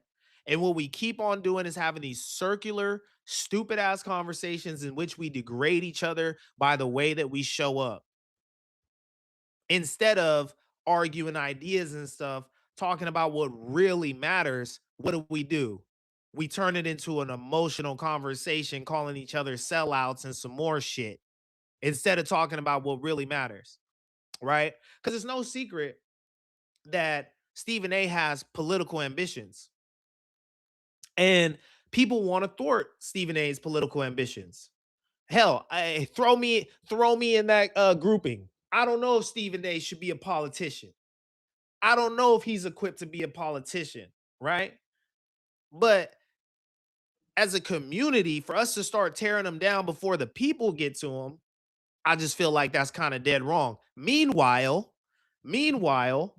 white people are electing reality television stars as the leader of the free fucking world. Reality television stars. Reagan was an actor too, wasn't he? It's crazy to me. It's crazy. It's crazy, but I feel like we don't have a big enough imagination to see Stephen A in a political positioning. But white people, they can see it for their people or other groups of people. They don't even care. Donald Trump is a whole ass D-list celebrity sitting as a president right now, in embroiling us in wars and stuff like that, messing up the economy. But we can't see it for Stephen A. Come on, dog. Position, I'd probably not be super defensive, or I'd actually tout like what I've done in defense of that one. He's not built like I that. understand that, which is weird because I do think if there's ever a time to listen, to have a stinging criticism meet you. He is built like that, though. He could defend himself. He could articulate himself. He could stick to the facts. But again, this has been moved from an objective conversation to an emotional conversation. And I'm going to stop interrupting the clip. We're going to get to the end of it, and y'all going to see what I'm talking about. Y'all going to see what I'm talking about. Trust me. And to try to learn from it and put that message across, it's when your peers do that. I would say something along the lines of, I look forward to having more of a discourse with the NABJ and finding out where I've gone wrong. I disagree with that. That's admitting guilt, though, and admitting fault. Well, you would never do that. But to just go back, like your backup is against the wall, and you're going to come out fighting, and you're going to go on Hannity of all places. But that's Stephen A. Smith talking about objectivity, going on Fox News. Again, you're not helping. The optics of that are not great. You're right. Yeah, if I were to dissect a alleged unobjectivity of the black community, you're gonna really have to sit me down and explain to me how the platform for that is Fox News. Right, but Stephen A. knows that. So why does that happen? These are how the thumbs downs happen. That's my point, right? Like, he didn't go on a black platform or even a platform that is not so very clearly. He went somewhere that he knew he'd be comfortable speaking about this. Do you guys imagine MSNBC and CNN asked him and he said no? I imagine he only got asked. He used to appear on I'm just those. saying, though, like, I would be surprised if those places asked him and he said no. It's not about, no, he's got to go. The idea is that those guys called, maybe this one, you're like, no, I'm just going to talk about him on my show. You guys can run the clip from my show if you want, but I'm not going to. Like, the acceptance of that platform, right? Again, we know what they're about over there. There's no one's under any kind of false pretenses that this is an organization that looks upon the black community favorably. Yeah. I know, but if he does run for high office someday, it doesn't hurt him to chum up to Fox a little bit, and because he's got to get more than this vote and that vote. He's What do got you to mean get. it doesn't hurt him? He just got a thumbs down. But Greg, to answer your question, is that, again, his policy. He's right, though. A part of this is strategy. Moose had mentioned it too in the chat. Going on Fox News was a choice, I believe, the last thing he said. I got a Moose chat right here. You guys are alienating me. Guy responding on Fox News. There's a part of this is strategy. it seems that Stephen A is aligning himself with the Republican Party, and that's where he would run if he were to try to take on some form of office. So he's going to Fox News to get his message across. And do I necessarily agree with it? I don't know what this Hannity show's background is, what they're known for. I just know Fox be on some race agitation shit. It's not good. I totally get that. But it's not just black people that's going to put him in office. Hispanic people vote, white people vote, all sorts of people vote. And it's Republican and Democrat at the end of the day. You're going to want to appeal to the people that you want to appeal to on certain topics. And now we're talking race relations, or I don't know, race backed media awards. You just say race relations. And he chose to speak about it on Fox. He spoke about it on his platform. He could have gone to a black platform to speak about it, maybe take on some of the hard hitting questions and whatnot. But I feel like they're speaking about this as if Stephen A hasn't already done that. Everything, all the women that were brought up that he was at fault for maybe being a little too harsh with them in the media world, I've seen him speak on most of them. I've seen him speak on most of them, even if I don't agree with what he was saying or like the way he was presenting himself at the time or representing himself at the time. I've heard Stephen A talks for a living. If his name is in a headline, he's going to address it. He's going to address it. And if he's talking about on his platform, is it not a black platform? Let's keep going though, because I'm telling you, this shit about to get atrocious. His political ambitions, everything that he has been framing himself in, is as someone who wants to lean right. Right. That's so from that aspect, you're right. Yes. If I knew I was going to run for president and I want to run as a Democrat, as a Republican, then yeah, I'm going to chum up with this news outlet because most of their voters over there watch that station. You know what I wanted to hear from Stephen A? I wanted to hear refute one example of the criticism. Okay, I said It's just resume listing, because it's not the first time that he's talked about this. I've seen him talk about. And then this is where I feel like the white guys are a little lost in this conversation. My bad. I'm so stop and go with this. I want to let it run. This is where I feel like the white guys are a little lost in this conversation. This is something that is talked about in the black community all the time. Maybe it's lower hanging fruit conversation. I've seen it been elevated as well. Having black women in your life, supporting black women financially, marrying a black woman, maybe almost even exclusively dating black women, those are all political decisions. It's all ways that you bolster and uphold blackness. Do I necessarily believe that in my heart of hearts or in my brain? Not necessarily. I think that way of thinking is a bit there's a little faults, little cracks in the foundation. You know what I'm saying? I'm one of the type of dudes, if I have a kid with any woman, the kid is black. You know what I'm saying? But people talk about making sure as a black man, especially when you're a successful black man, to marry within the black community, because let's say you pass away, your inheritance is going to go to a black woman, to a black family. You can continue a long line of prestigious black people with, what you leave behind you, making black children, stuff like that. Who you date is inherently political. It is. It's political and it's economical. So that answer, who he's talking to when he's saying, I love my black mom, grandmother, I got a black woman, I take care of my sister, she's black. He's talking directly to black people. Your Dr. Umar's, your black people that care about those type of political alignments. He's not talking to people that don't understand this happening from without of the community. And they're kind of looking at it like, hey, man, be objective. Talk about what you said to Michelle Obama. Talk about, but he's saying, how are y'all going to say I hate black women when I'm an economy for black women? I'm a provider male for black women. That can't be overlooked because it's something that we value in our community. It's one of Dr. Umar's biggest teachings. And I'm not saying Dr. Umar is the high minister of blackness. We all know he's not.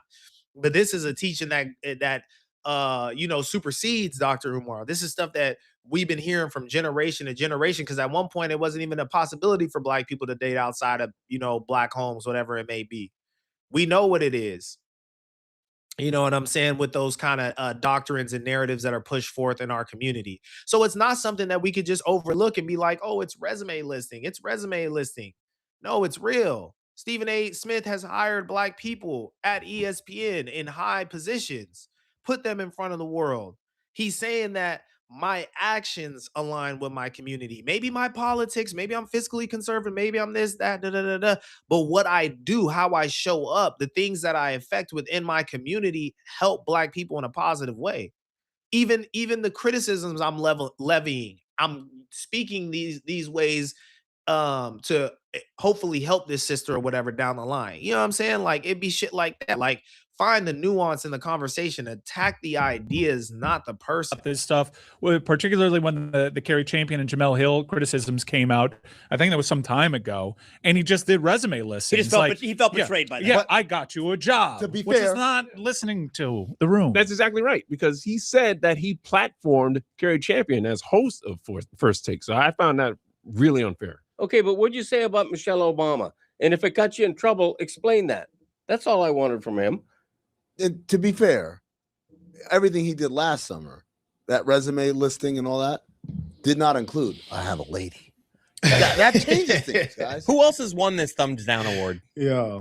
He said something like Anyone only who won the thumbs 4 up award? people have ever gotten Conflicting reports, because I did see a clip where he highlighted just 4, but I could have sworn I saw the original clip that had several people in succession receive a thumbs down. Roy, can you clear that up? I like Succession. Yeah, I I asked the former president of the NABJ, Greg Lee, to send me a list. Thank you to him for sending this. Since 1989, they have given this award 45 times, 10 to people. There's usually people in institutions. Not one of them is Jason Whitlock. Wow, that I'd be pissed off if I were him. That's what I'm saying. I would go on every platform. Like, how dare you? Any thumbs up awards or? Okay, now this is where the conversation gets emotional. How am I one of the 10 people to receive a thumbs down from this nationally touted, well-respected, from the National Association of Black Journalists? Y'all gonna do me like that? You've only given it to 10 fucking people, 45 institutions and people in total, and you giving it to Stephen A. Everything I've done in the journalism world, everything I've done for black people within this world, you guys are gonna give me a thumbs down, but you haven't given Jason Whitlock's coon ass a thumbs down? This is personal. This is personal. Straight like that. It's personal. I don't want to hear any objectivity. If Jason Whitlock got this award 5 years before me, all right, it's my turn. It's my turn. Jason Whitlock is almost the dictionary definition of a race traitor. That's crazy to me. And that's crazy. And again, I'm not a guy that agrees with everything that Stephen A does. I was just on the phone with my pop saying Stephen A done pissed me off with this Kyrie shit. He done pissed me, you feel me? You know what I'm saying? We going back and forth about Stephen A. My dad's telling me when he used to like him back in the day when he felt like he was speaking more of a black man, and now he's too corporate and all that. We making the comparisons between Jay-Z, we chopping it up.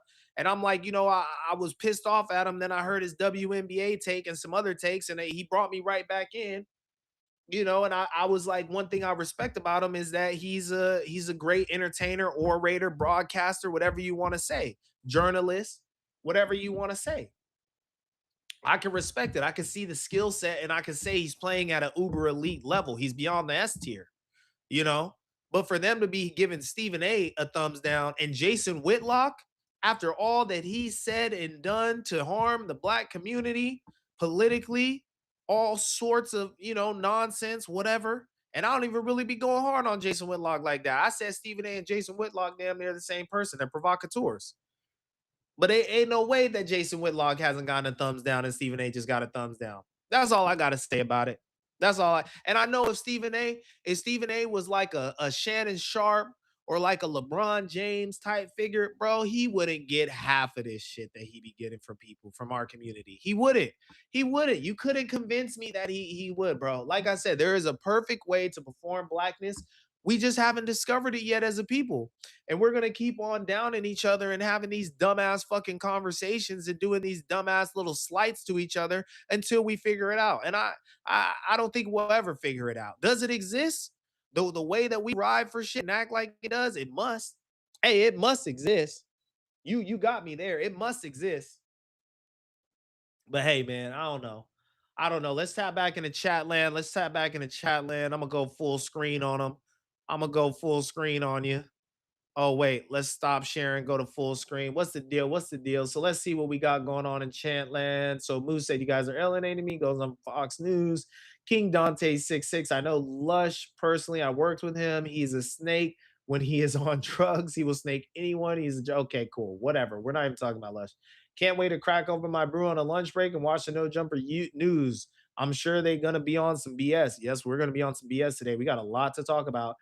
You can't use content as excuse after you get clout from it and try to walk it back. All right. That take makes no sense when he defends Trump. I'm not here to fully defend Stephen A. Moose. I'm not like saying I'm the biggest Stephen A. guy, but I'm just saying there's a little hypocrisy in this shit. It's a little hypocrisy in this. And shows that he sees an issue with black women, do it, but not the white men in power. I'm sure that Stephen A has been critical of like Donald Trump though, and other like politically aligned powerful white men and stuff like that. I'm sure Stephen A has been critical of the people that he's supposed to be critical of. Is he a corporate shield at times for ESPN and Disney? Yeah, but that's his job. He's making $100 million over there. He can't be making $100 million over there and tell him, hey, kiss my ass while you at it. That's what the corporate hierarchy does to you. It just is what it is. Elaborate on that, bro. My bad. Y'all know I be popping it. Stephen A. Smith needs to stay on ESPN because being black is not a performance. You work for Adam 22, Ricky, LOL. Shout out Moose. You going to live too late, my guy. I keep missing them. Moose do be on live late, but man, he be rocking out. I seen he had 500 people in there strong last night. Moose is putting numbers on the board, bruh. Stephen A.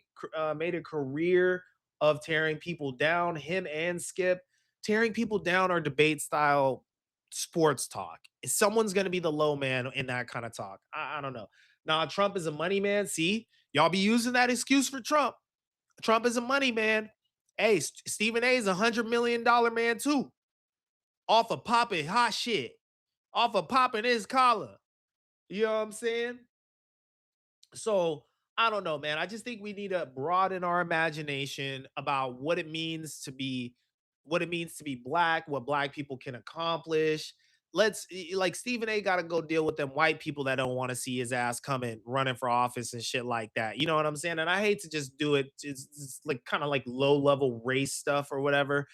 I don't really see it that way, but like he's got mountains to climb, and we as his own people, his own flock, can't be getting in the way of that. Who knows what this brother can accomplish?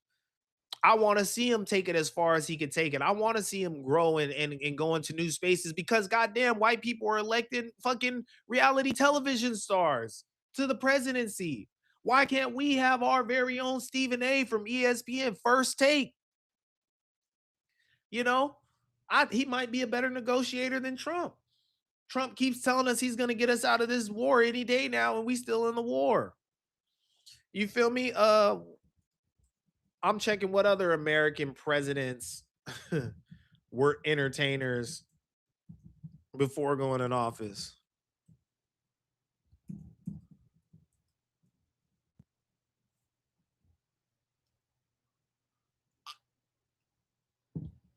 Shit, Ronald Reagan and Donald Trump, two of the most controversial figures in America, two of the most controversial Republican figures ever in America. But y'all want Stephen A to shut up and drip. Let me get into this last clip. We're gonna get into this last clip before we go ahead and move off this topic and get into some more whatnot. But this is exactly how I felt when I was watching this. I said this is what they was telling Braun back in the day. This is exactly what they was telling Braun and them back in the day. Shit me. Hold on, let me share my my page right quick.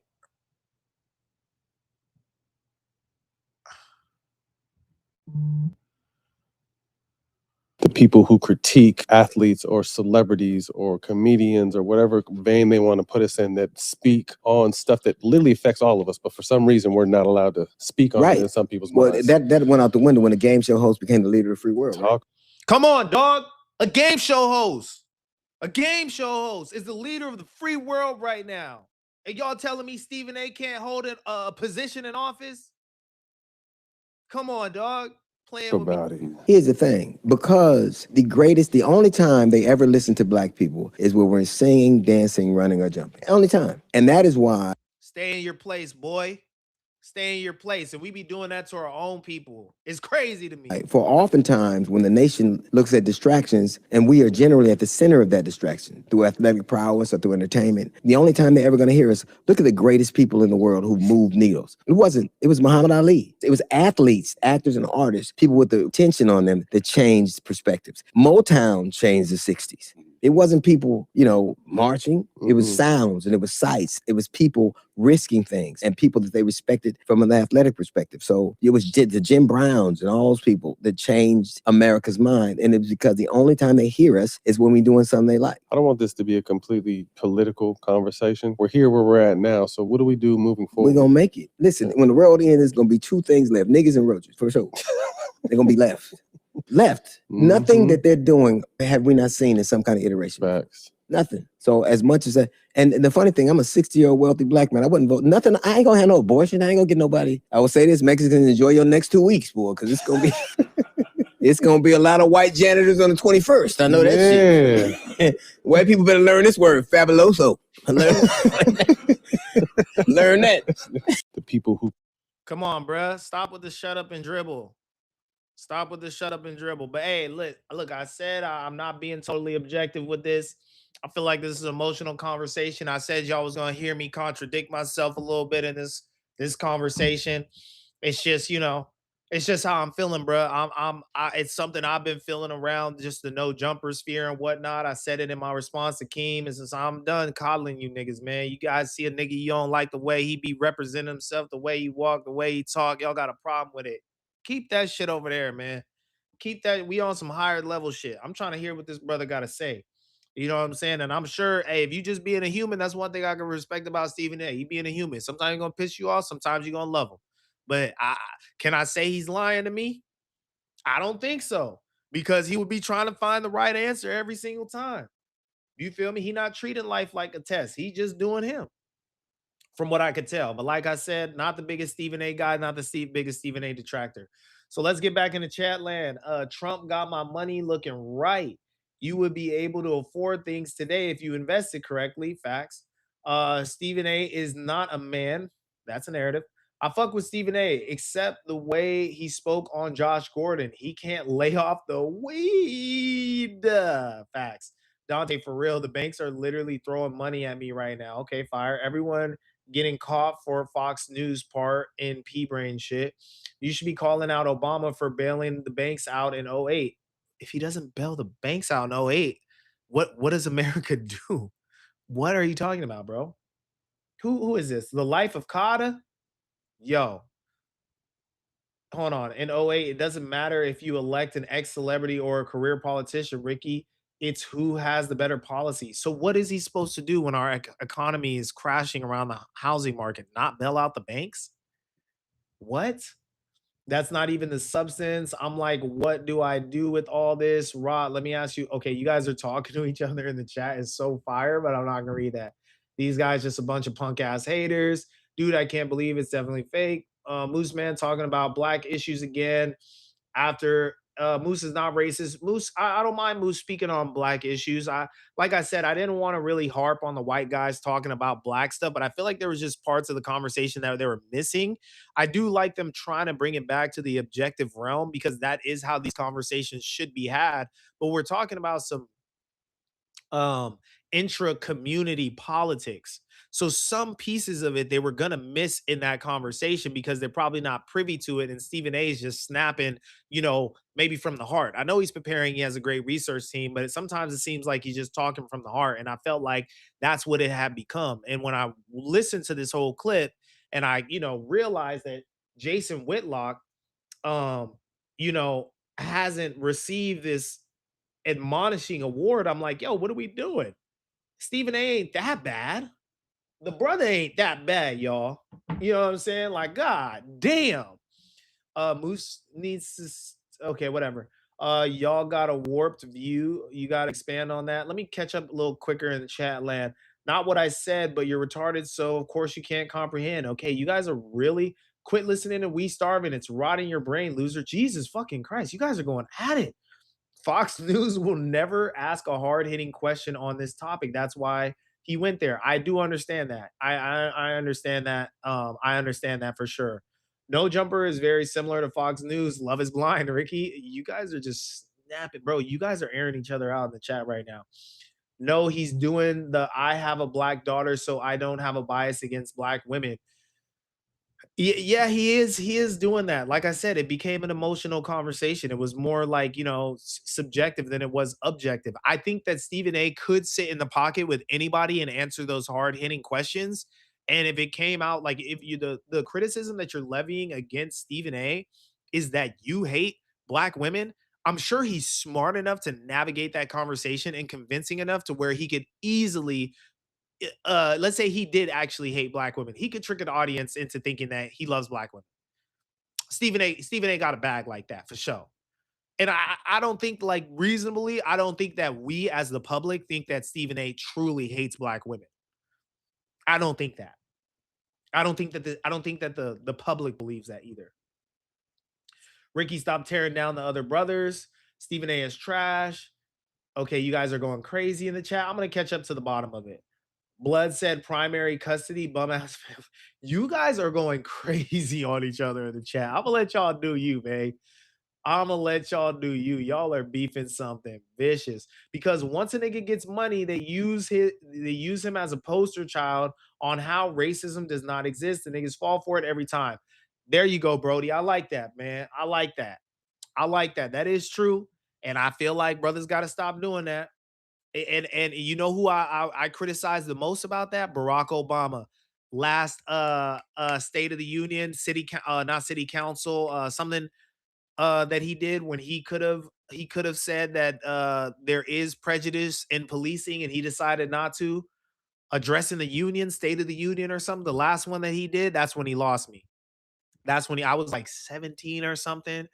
And he had a question. Someone asked Obama a question about if he feels like there's prejudice in policing against black people, and Obama said no, basically. Yeah, y'all going crazy on each other in the chat. Y'all going crazy on each other. Y'all going crazy on each other, man. I'm not into YouTube cops, Paul Burtma. You seen Donnie's stream though? Okay, god damn. Okay, whoa. You guys are going at each other, bro. Y'all are going at each other. Master P a victim of it too. If you peep his last interview, I got to peep. Y'all show love to Moose in the chat. He going at it with some folks. Celebrities and entities sold their integrity and influence out. Now people got to protect their loved ones from who they a fan of. I think that's true.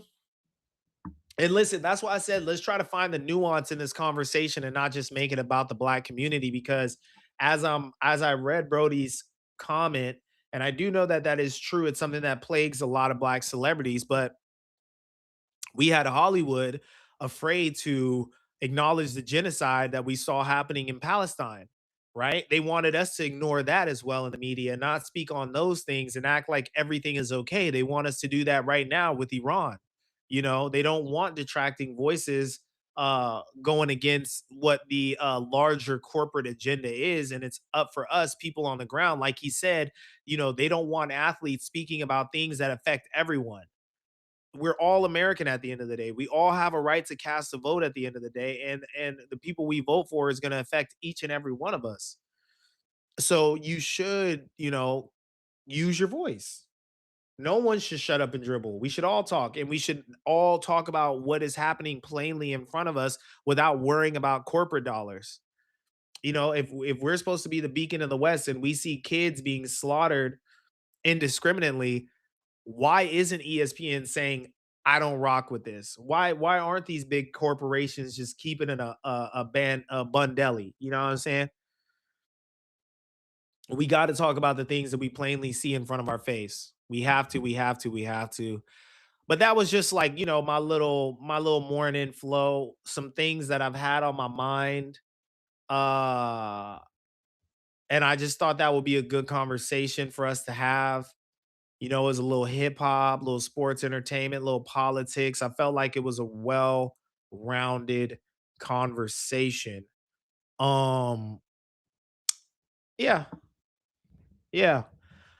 You guys asked me to speak about the Dr. Dre AI thing. I'm sorry, I'm just now getting to it. Apologies. God damn, I didn't know Breezy Blanco had some yitties on her like that. Boy, she stacked. I'm seeing YP post with Breezy Blanco right now. I didn't know she was moving like that.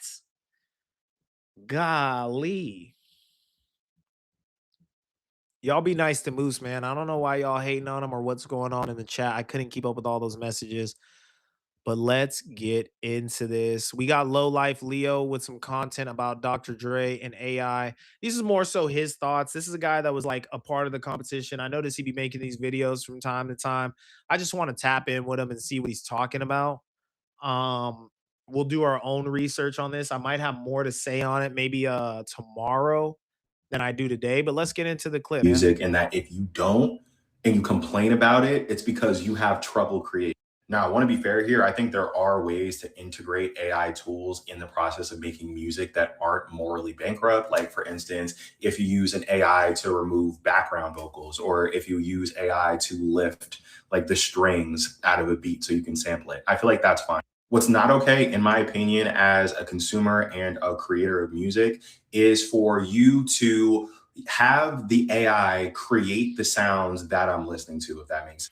So if the AI is creating the melody, creating the drums, creating the synth, or writing the lyrics, recreating someone's voice so that you have vocals, that is trash. That's trash. Just quit.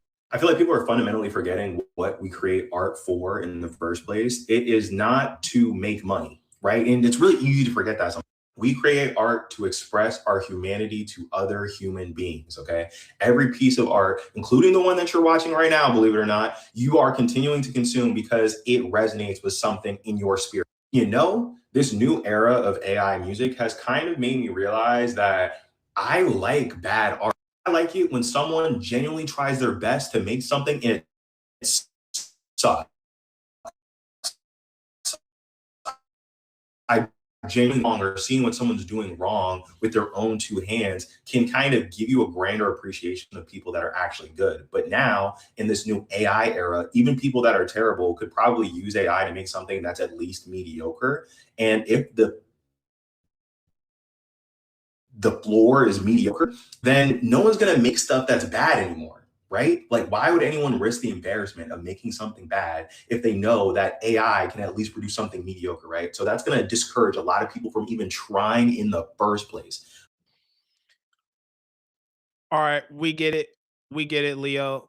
We get it to a degree, but I gotta see what Dr. Dre is actually saying. I can't rely on someone else's take for this shit. Dr. Dre is embracing AI. Do you agree with it? AI is a new tool for creativity. Some people are afraid of learning new things. Okay. I'm embracing AI. I can't wait to see what's going to happen with this. Okay. I don't see it as a threat. I think the only people that see it as a threat are the people who have trouble creating. That's interesting. That's interesting. Yeah. From Dr. Dre, I kind of rock with that statement because he is so creative that I feel like he could figure out. He's talking about being able to leverage it in his creative process. Um, all respect to Phoenix flexing. He's not a good barometer for how to leverage AI. I think what he did was lazy. and he got caught being lazy, and that's exactly why he's facing the reality he's facing right now. I mean, like, if Phoenix even just, you know, uh let the AI give him the vocals and all that, and then re-recorded it himself, and it was imperfect and it was kind of bad, he would have been way better off than what he did. So yeah, I don't know. I want to see, man. This is the second big this is the second big producer, legendary producer, to say that he's embracing AI in his creative process, Timbaland being the first, and now Dr. Dre. Um, I don't know. I think people are just making this a bigger headline than it is because Dr. Dre ain't putting out music. Dr. Dre, I remember watching an interview with Dr. Dre in which he was saying that he got the Nirvana and 9 Inch Nails masters. And he would sit in the studio. He bought them millions of dollars for the masters and stuff. The original stems, all of that came with them. And he would sit in the studio, run everything through the old school boards that they were using at the time, and he would just listen to everything, the warmness of the guitar, the drums, like, and just mess with the different tunings. You know, he had the original set, everything locked in, but he just wanted to mess with it and play with it. Like, that's the type of musical creator that Dr. Dre is. And what Low Life Leo was saying was kind of true, is, you know, he's in it for the humanity part of it. He's in it because this is the thing that he loves doing the most since he was a child. You know what I'm saying? He's not in it about making money and stuff, putting out products and whatnot. This J album is gonna shake up the game as far as old heads putting out music, and I'm talking about like mainstream old heads putting out music. Uh, it's gonna dictate a lot. It's gonna reveal a lot to us, and I don't really. I'm not gonna lie. Like, I'm looking forward to Jay's album. I don't really care about Dr. Dre using AI to make music. I don't really care. I'm not gonna hold you. Don't give a fuck. He's probably just gonna be in his house in his multi-billion million dollar studio making songs that no one's ever gonna hear. Making songs that no one's ever gonna hear. Let's get into 6ix9ine goes at Gilly. I'm supposed to be researching some topics for No Jumper, and I did not even really do that with you guys today. So I'm gonna come in a little unknown. Dude, 6ix9ine is a piece of shit. This is seriously about the parent video that he whatchamacallit posted.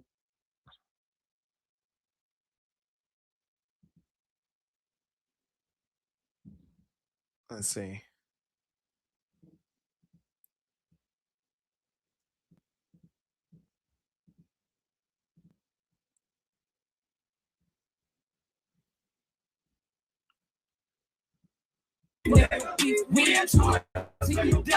Hell no. Hell no. I already got hit one time for a copyright. Y'all not getting me again. Mother suckers. Child, my heart will always be with you. Always. Understand this. It never get better. That red or that green. My name AD. I'm the get straight, you heard? Get straight to my dick, homie. Fuck you. God damn it. God damn it. 6ix9ine be making points, bro. But I mean, like, you know, it's entertainment until it's not, I guess. It's entertainment until it's not. Some of this shit is devilish, but like, you know, I don't know, man. Hip hop is a strange culture, bro. Hip hop is a strange culture. I can't hold you. I hate to agree with what he's saying, but he's kind of right. He was promoting the bullshit. He's singing songs about somebody's child being murdered in gang violence. He lost his child to the same thing. Life comes at you fast. You know, rest in peace, Cheese, man. That video that Gilly posted, Can't nobody come at it saying it's some fake shit. That's a father going through it. About losing his young. I felt bad for him watching that video. I know a lot of y'all probably felt the same way. What man wants to post himself with tears falling down his eyes at his kid's gravesite? And it's fucked up that 6ix9ine would troll something like that, but that's what he does. That's the space that 6ix9ine occupies in this culture now. You know what I'm saying? And it don't seem like he going anywhere. He about to probably have a generational run during this Dirk trial. I don't know what to tell y'all about that. I might have to get my commentary together for that, because that's some cold shit, boy. That's some cold shit. I mean, when you platforming, the bullshit, it could come at you like that. But also, too, 6ix9ine was being platformed for a lot of bullshit by Lucian Grange, a billionaire's son. Elliot Grange, I believe. They was paying to put that death and destruction in the hood, those chants and stuff. But I'm also a guy that says that the music shouldn't be programming you. You got to make your own decisions in this life. The music ain't got shit to do with, up from down. So yeah, man. Yeah, that's a tough one, man. I can't lie. I can't lie. Chat, anything y'all want me to touch on while we wrapping it up? Let me know some. Let me know some. We went into the AI thing. You think Jay-Z gonna be using AI for his album? Jay-Z will probably have some AI stuff on his album, but he won't know about it. It'll probably be the producers that he's working with playing around with AI tools. I don't think that Jay would issue a full-blown decree excuse me, that he wants no AI on the album. Jay is never going to use AI with his lyrics. I don't think we're going to get that from Jay. But yeah, I think that we trying to figure out this new technology, and a lot of people are going to be using it. A lot of especially producers, creative people, like looking for those sounds and stuff like that. Like Low Life was saying, yeah. That's definitely going to be a thing. I think I have one more little reel that I might pull up. People were giving this teacher a lot of flack for saying there needs to be a course. Okay, excuse me, my man. Excuse me, man says male, middle, and high school teachers need briefings on how to resist indulging in developing students with raging hormones. We all got eyes. I saw this a few times on the timeline as I was getting prepared for today. So let's talk about it. Let's talk about it.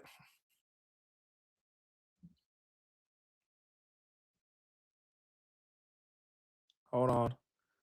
Getting my layout right.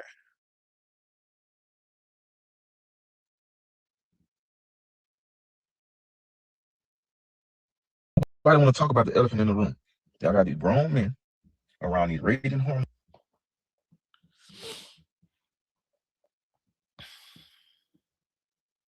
Videos that I've seen in a very long time. Y'all got to.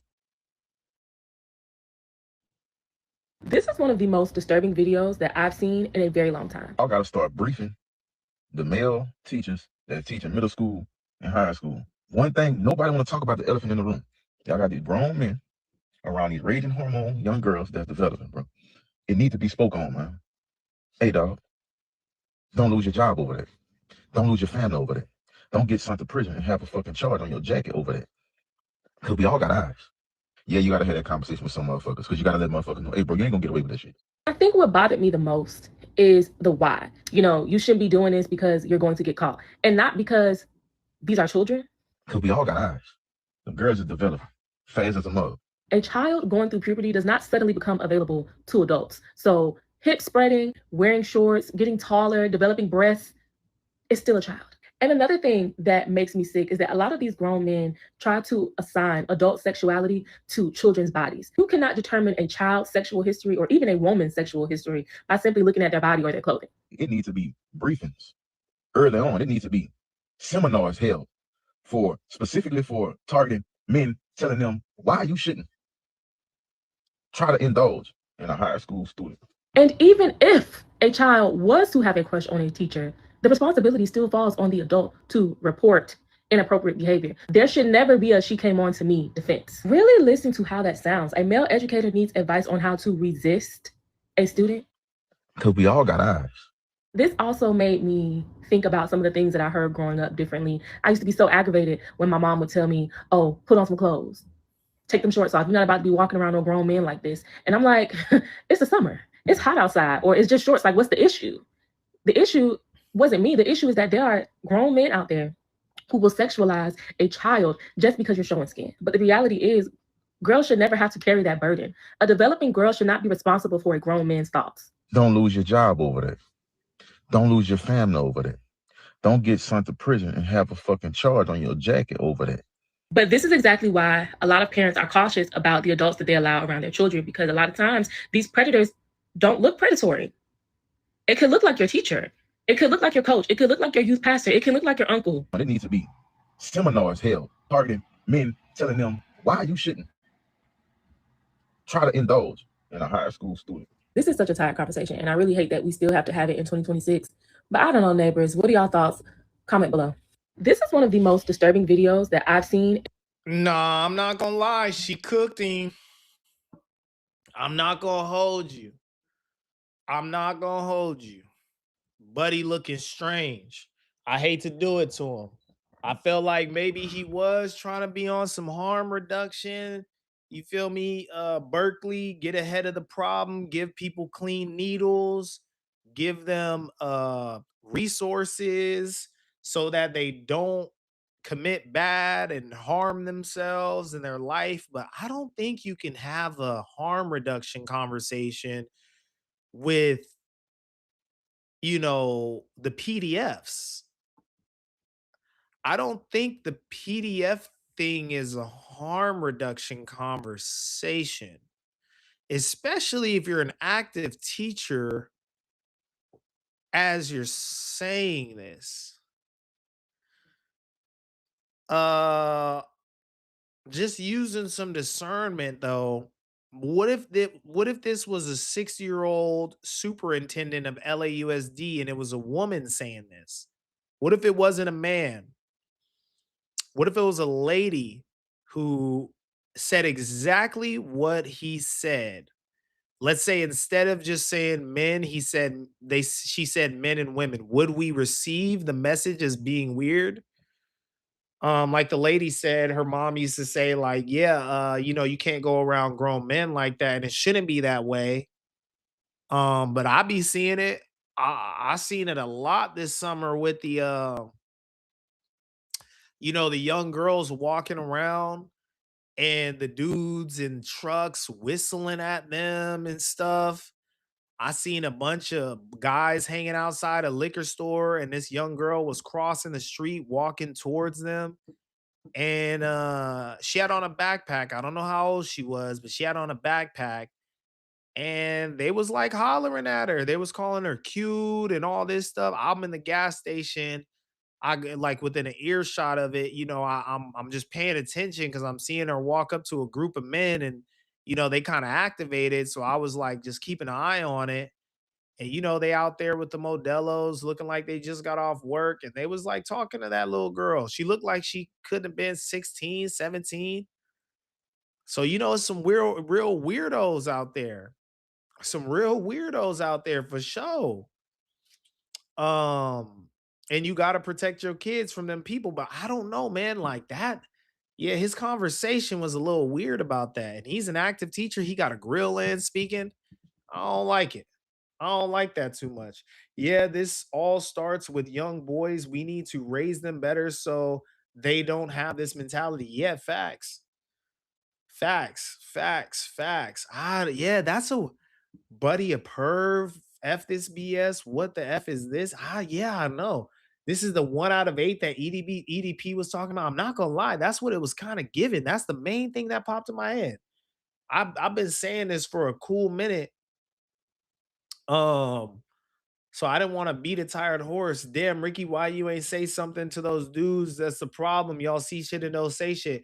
Well, so the exact situation was she was crossing the street and she changed her trajectory to kind of avoid them a little bit more, but they were speaking loud enough to her, you know, trying to call her cute and stuff. They were speaking another language, and she chuckled a little bit. Don't get me wrong. She chuckled a little bit, but if something were to pop off, I would have definitely been on that. I was watching because I thought the situation was weird. You know what I'm saying? I looked at it and I seen like, you know, and I'm knowing it's summertime, you know, the young boys is at the park playing soccer with us. So I know it's young women walking around too. You know what I'm saying? So if the high schoolers are playing pickup with us, I already know that their counterparts are around us as well. So it was one of those type situations where I was just observing and reporting, you know, but she literally changed like okay, if this liquor store is on the corner and they right at the liquor store door, and she should be kind of walking like this. She start walking like this. You feel me? To go, and they was yelling. That's how I was able to tell they was kind of getting at her. But yeah, man, it's an evil world we living in. I can't hold you. It's a whole bunch of weirdness going on. And I don't know, man. They might have to look at Buddy a little different. I don't want him to. I don't. Dude, does he lose his job about this? I don't know, man. He didn't word that right. I'll tell you that much. Yeah, he didn't word that right. He didn't word that right at all. I'm not gonna lie to you. He did not word that right. I think if this was an older lady kicking this game, the message would be way more received. And it's not just the men too. Every time I look up, I feel like I'm looking at an article of a young boy spanking a teacher, a woman teacher. You feel me? It's not just the men that's, you know, foul. It be the women too now these days too. It seems like. So yeah, man, I think it's a conversation everybody got to have, and I don't know what they telling the teachers about that, or telling the teachers to observe the other teachers and make sure that they not on bunk and stuff like that.